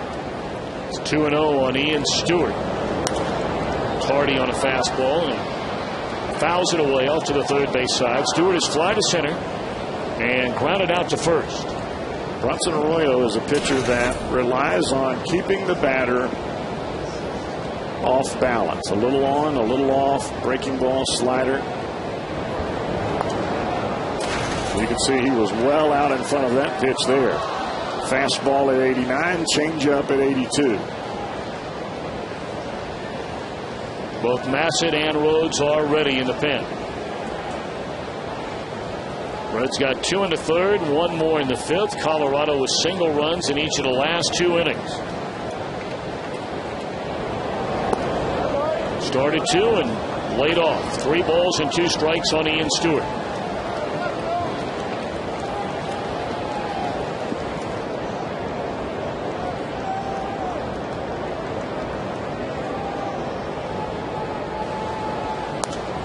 Throwing a fastball 3-2, only his second time all night that Arroyo has run the count full on a Colorado hitter.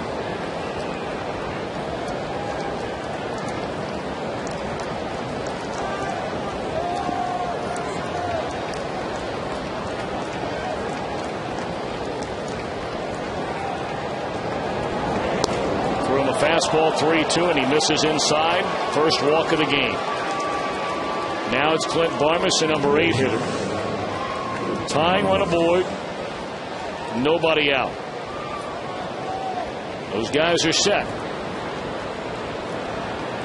And for the time being, Dusty Baker is standing alongside his pitching coach, Brian Price, in the Reds dugout. Of course, normally Dusty is sitting down in the chair of which he's leaning against right now. Well, I think they're talking about it, no doubt about it, right here. Probably see a bunt here from Barmes. Nope. Not on the first pitch, and there's a strike. The Reds believe there's a chance he's bunting. Takes a long look down to their third base coach, Rich Dower. Well, Barmes at this point is 1 for 8 lifetime against Arroyo. And that's including the 2 at-bats here tonight.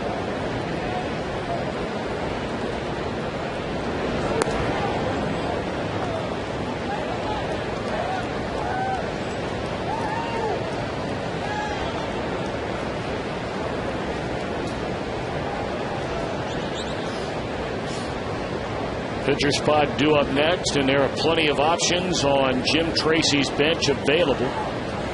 The only left-handed batter down there is Brad Hawk. And it's shot into right field, a base hit. They may let the pitcher bat now. With first and second and nobody out. Nope, they're going to call the pitcher back. And they're going to send up Brad Hawk, a left-handed batting center fielder, and probably safe to assume here that Dusty Baker makes the change and brings in Arthur Rhodes. But we'll see. Here comes Dusty.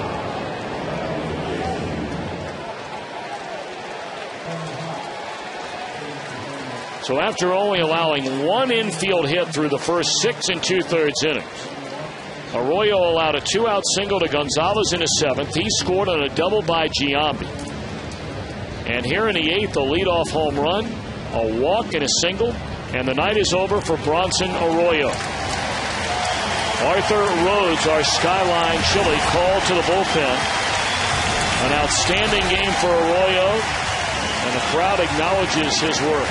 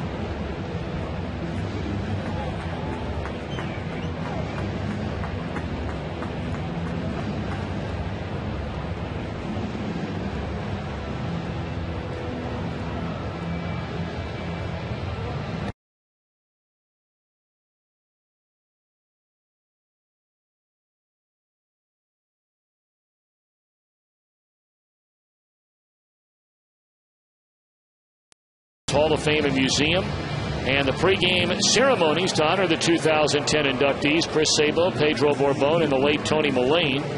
There are still some tickets available. Call 381-REDS or visit Reds.com. All right, a lot going on. 3-2 game, 2 on with nobody out. Bronson Arroyo is out of the game. There you get a look at his line. And now he'll give way to Arthur Rhodes. The announced pinch hitter was Brad Hawk. Once Rhodes was announced, they bring up Ryan Spilbors to come into bat. And you got to believe he's up there to bunt. Spilbors has 1 sacrifice this year. Stabbed at that one, throw down to second, and they're not going to catch a runner down there. Stuart Knapp. Strike 1 to Spilbors. Well, if anything positive comes out of this, Tom, is the fact that Jim Tracy has had to burn one of his best hitters, and that's Brad Hall.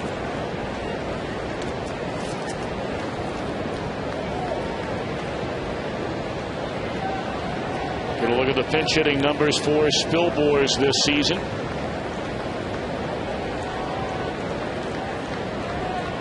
Votto, an extremely aggressive defender at first base.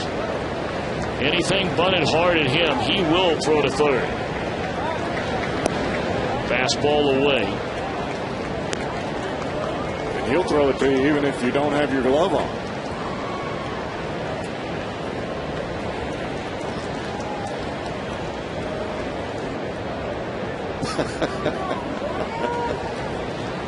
All I wanted was a nod of the head. That's exactly right. I just want a little nod of the head. That's all. 1-1 the count. On Spilborghs. Rhodes delivers. They let him swing away. Wow, I'm surprised. Very surprised. Well, Jim Tracy will do some different things, especially when he knows the defense of the Cincinnati Reds ball club and the fact that they can turn double plays in the most unconventional ways. And you just got finished saying it, Tom. You get Votto charging and Rolen charging. Anything can happen if you make a bad bunt. Take you right out of the inning. 2 on, 1 in, nobody out. Reds leading by a run. The 1-2 to Spilborghs. He is inside and low. Now, if you're taking a peek ahead, the on-deck batter, Dexter Fowler, is a far better, and I mean light years ahead, far better right-handed hitter than he is left-handed hitter. But I don't think that there is any way in the world that Dusty is going to take Arthur Rhodes out of this game as long as the Reds are ahead.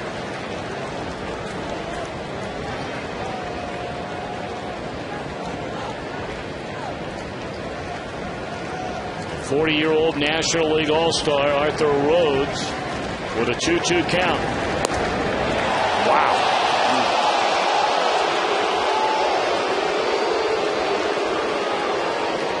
Well, now, if you're Jim Tracy, as you get one more look at this pitch, would you think about starting a runners here 3-2 with nobody out?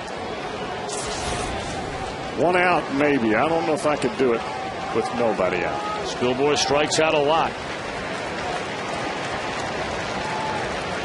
3-2, they're not going. And he draws. Is that ball 3 or they have the count on the board wrong? No, he's telling him that's ball 4. He's telling the Spilborg that's ball 4 going down to first, son. Wow. So Rhodes walks Spilborghs. And now the Reds are in a world of trouble. They are loaded with nobody out.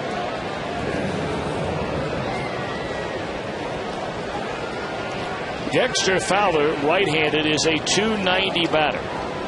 And he can fly, so doubling him up is going to be difficult. He is a .205 batter, left-handed.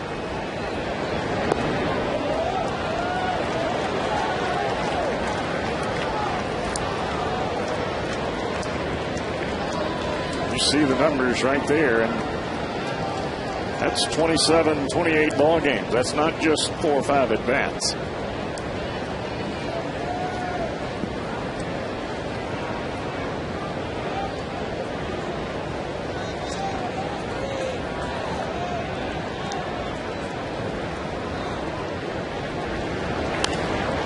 Popped up.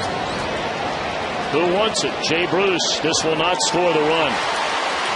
That's a big out right there for Arthur Rhodes. 1 away in the inning. Huge out. Tom, we talked about it before this ball game ever started. If there's another club around in the National League that fights all the way to the end of the 27th out, we're playing them tonight.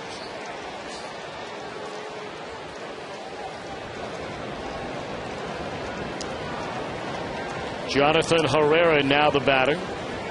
Herrera a switch hitter as well, but he's been very good from each side of the plate. And he can motor down that line as well. There you see his note. He is a guy generally who does put the bat on the ball. The Reds' corner infielders are tucked in because Herrera likes to bunt.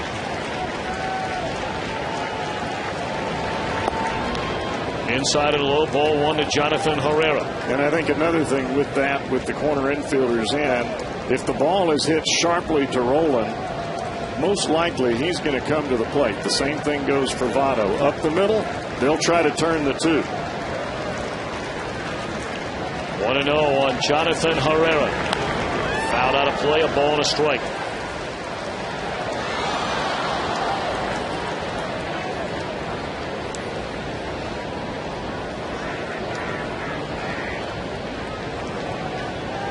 The inning began with the Reds in front by 2 runs. Miguel Olivo homered on the first pitch of the inning. Arroyo walked Stewart, allowed a hit to Barmes. In came Rhodes, who walked the batter. Got a pop-up to leave him loaded for the first out. And now 1-1 on Herrera. Grounded foul, and Arthur Rhodes ahead 1-2. And this is also another subject that we talked about coming into this game, Tom. This is where the bullpen has really got to step to the forefront for this ball club. You can't let another club in the door. You've got to keep the door closed and bolted.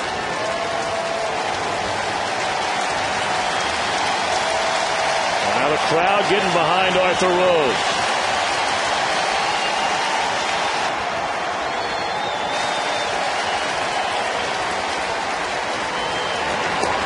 Strike 3 called on the inside corner. That is a veteran pitch, my friend. The kid is looking for a ball out over the plate to protect. Watch where this pitch comes. Right on the inside corner, just below the belt line. And in this league, that's a strike.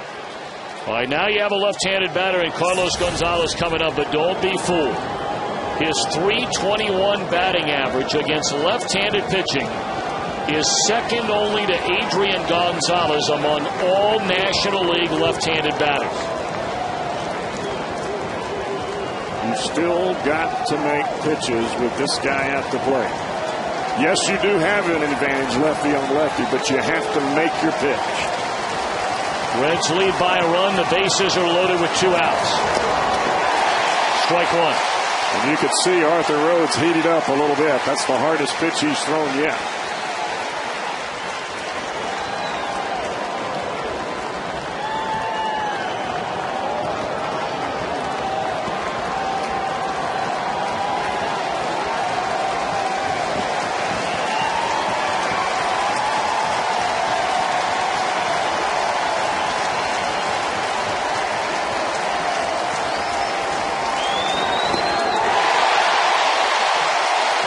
Well, he's really overswinging, Tom. Gonzalez, a .211 hitter with the bases loaded. Watch this swing here. Front side, pulls off. Hips already open, and that really slows your bat down. That's 2 pitches in a row that he just came unglued.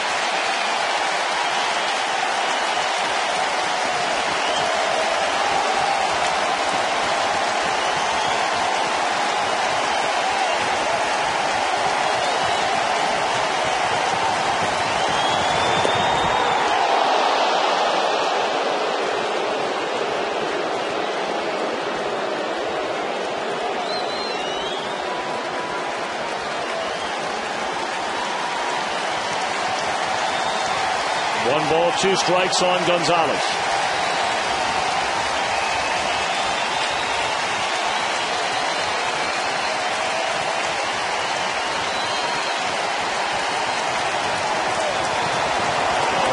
Fedora slam shot.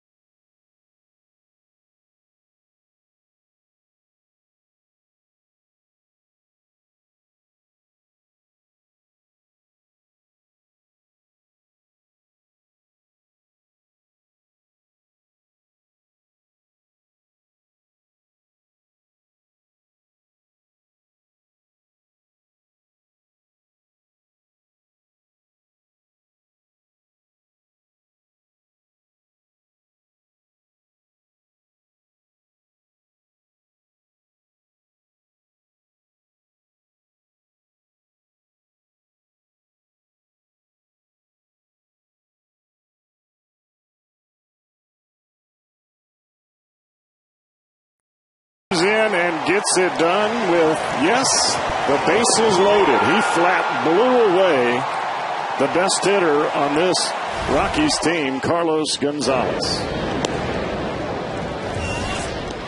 Manuel Corpus comes on to take over on the mound for Colorado. The Reds have a 3-2 lead.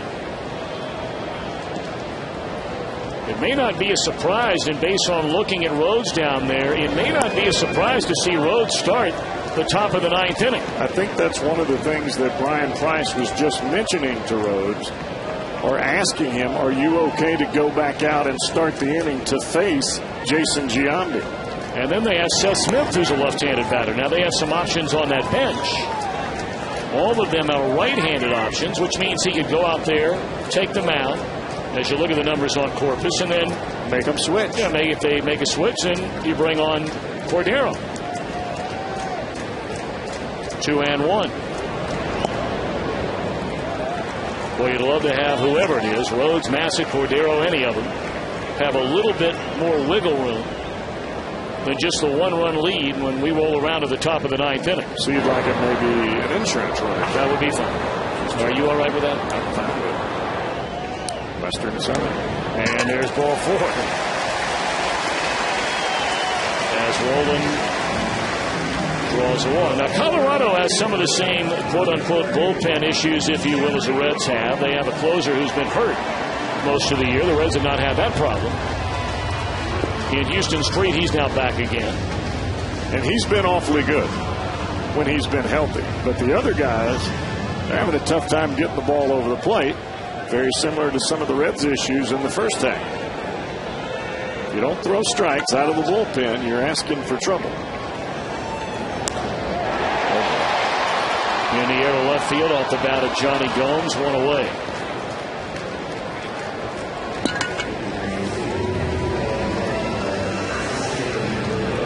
So after a walk, first pitch swinging Johnny Gomes for an out on a fastball. Don't forget Thursday, July the 22nd. Take a break from the office, enjoy lunch with the Reds during our next Paycor Business Day game. A special $20 price for seats in our all-you-can-eat section thanks to the Business Courier. You get unlimited ballpark fare, hot dogs, popcorn, peanuts, sodas, all for one low price. That's Thursday, 513-381-REDS, or visit Reds.com. That's all for Corpus, as Joe Beimel, a left-hander, will come on to face Jay Bruce. 1 on, 1 out. Reds lead by 1. We're in the 8th.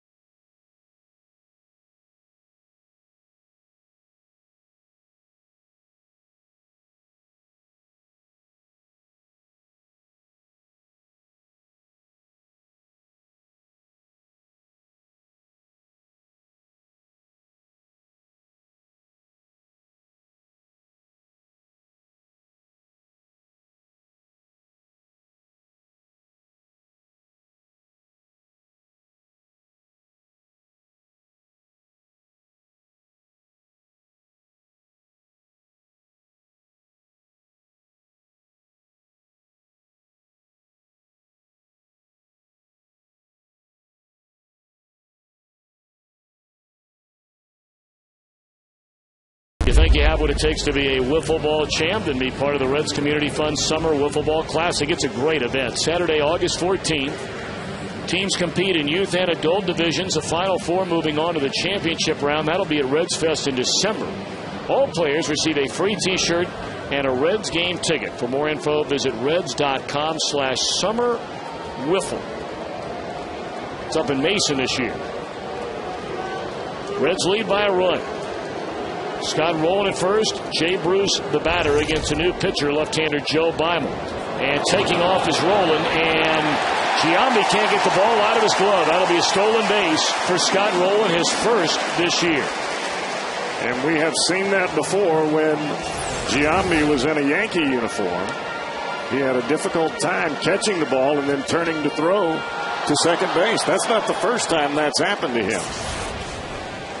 But ultimately, it turns into a wonderful break for the Reds.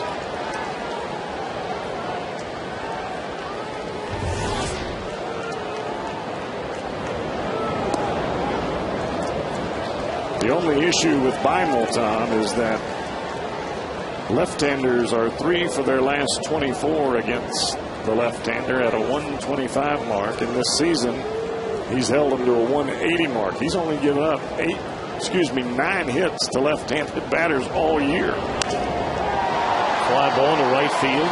An easy out. And Rolen will tag up. He'll advance to third. Gonzalez with a cannon and throws him out from right. So we talked about Gonzalez. At the plate, in the field, with the arm. This guy's the whole package.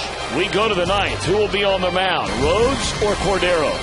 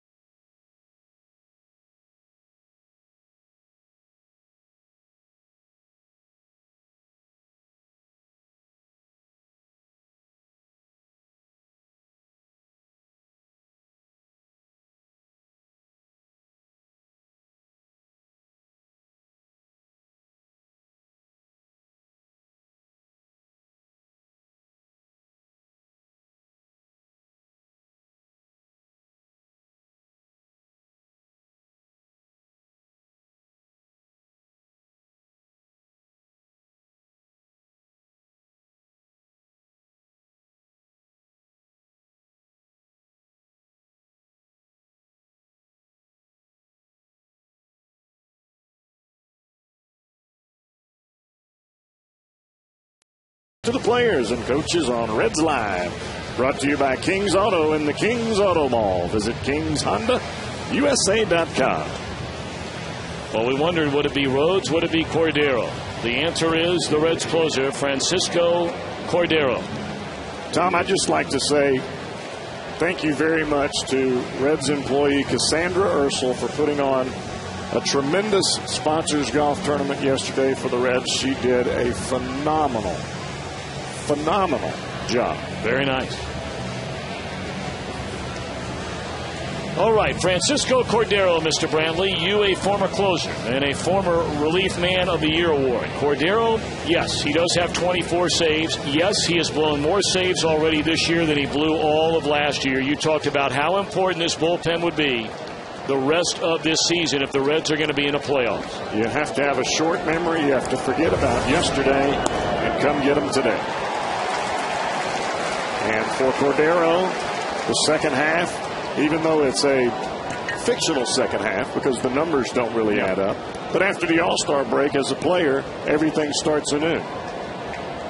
And in your head and in Cordero's head, he's thinking, all right, second half, things are going to be a whole lot better.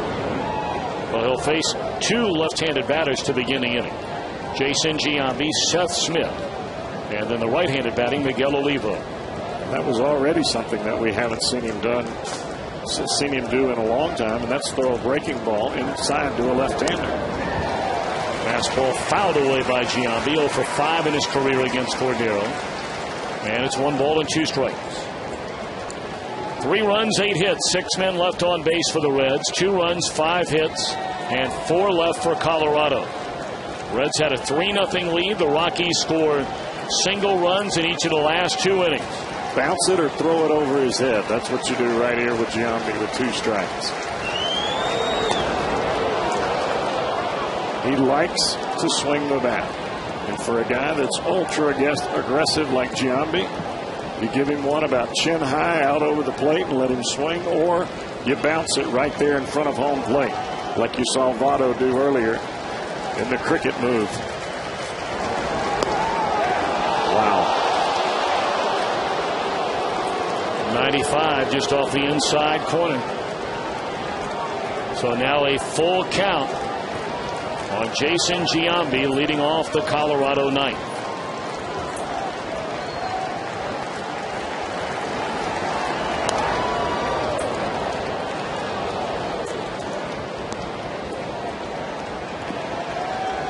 Giambi not nearly the power he once had. There's no denying that. But as we saw his last at bat, when he just missed hitting a 2-run home run to left center field, there is still some pop in that bat.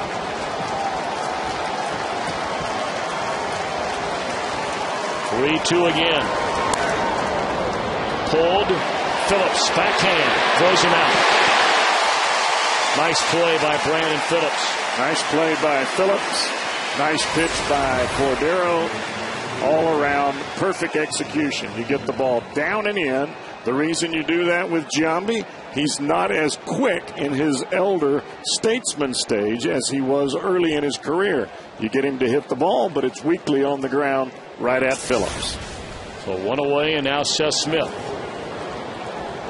Smith is used to this kind of role. He started the game tonight, but he's very used to coming in late and facing the best the opponents have to offer out of the bullpen.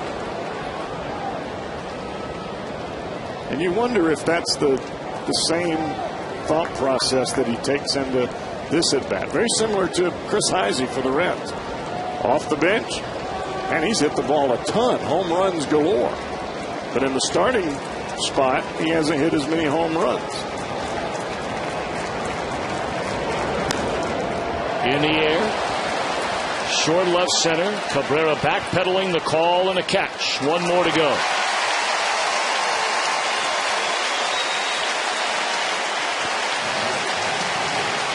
Now that pitch there, Tom, was right in on the knuckles of Seth Smith, and he pitched Giambi inside. The biggest issue with Cordero is he has not been pitching inside at all, ever. If he starts to use the inside part of the plate, all of a sudden he becomes a totally different pitcher. Now Miguel Olivo, who homered an inning ago.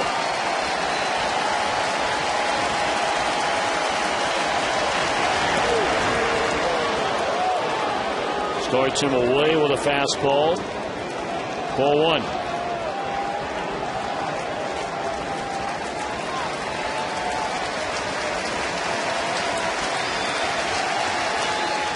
Boy, he had a good pitch right there. Fastball. And he fouls it away to even a count.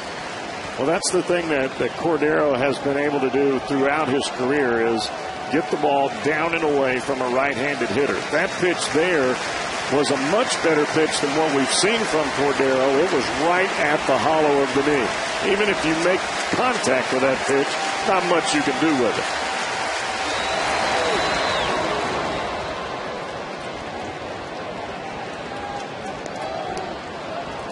All 37,188, or nearly every one of them, standing in anticipation of the final out. It's a 1-run lead for the Reds. Nothing like this, Tom. When you're on the mound in the last inning and everybody's on their feet. Now it's breaking ball there. It is really getting pumped now. You're talking about your heart beating. There's sometimes I would look down. I think my shirt would be moving. My heart was beating so fast.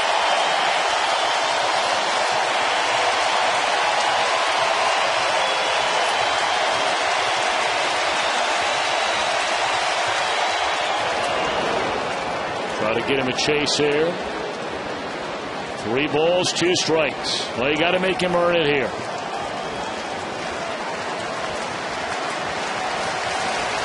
A very dangerous hitter on deck in Ian Stewart.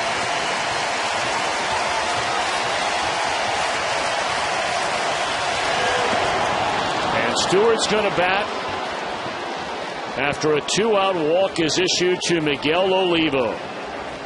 Goodness gracious. Now you have a guy who, I guess really has probably been the best Colorado player, certainly last year. This year has not been nearly as good. Had a terrible month of June, but had a great homestand leading up to the All-Star break, and they were hoping that would ignite Stewart to a monster second half. He has 11 home runs and 44 batted in, and he is the go-ahead run of the plate.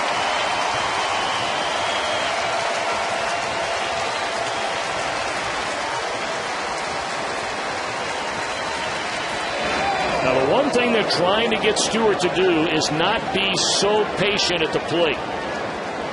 So do not be surprised if this is a fastball, a hittable fastball, if Stewart doesn't come out of his shoes. Because they have been preaching to him about being more aggressive at the plate. And I'm not sure he thought that was a strike. It certainly wasn't a hittable strike. Well, that's the thing that Cordero's done here with all three lefties, or now this being the third. He has been pumping the fastball inside. That is very uncharacteristic for Cordero, but I like it. I like those fastballs into the lefties. Well, he took a hack there on a more hittable fastball, and it's fouled away. When you pitch in to any hitter for that matter, and then you make a quality pitch down and away or out away, it's much more difficult to get the bat head to the baseball. It's a whole different eye level. Now Cordero, Cowboy, has him around the neck. Can he put him away? Slider down and in, or a fastball away. Coming in. Boy, he's throwing hard. And he is coming inside big time. I like it.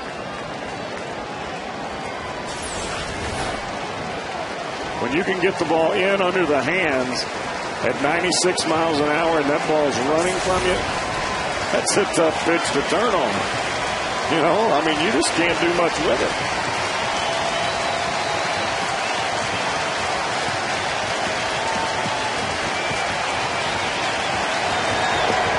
Set up in there again, and it misses too far in.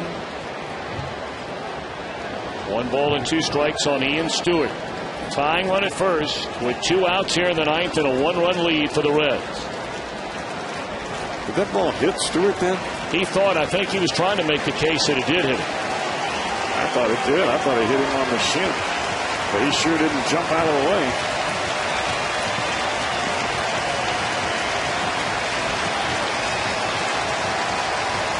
One and 2 to Stewart. Strike 3 call. Arthur Rhodes and Francisco Cordero nail it down for Bronson Arroyo in a 3-2 win. Boy, what a big picture for the second half. A great start right there. A magician performance by Arthur Rhodes, and then here's Cordero pumping it inside all the lefty. I love those inside pitches. And Dusty able to pump that fist and then shake hands to celebrate a win. 3-2 to begin the second half. We're back with more from Great American Ballpark in a moment.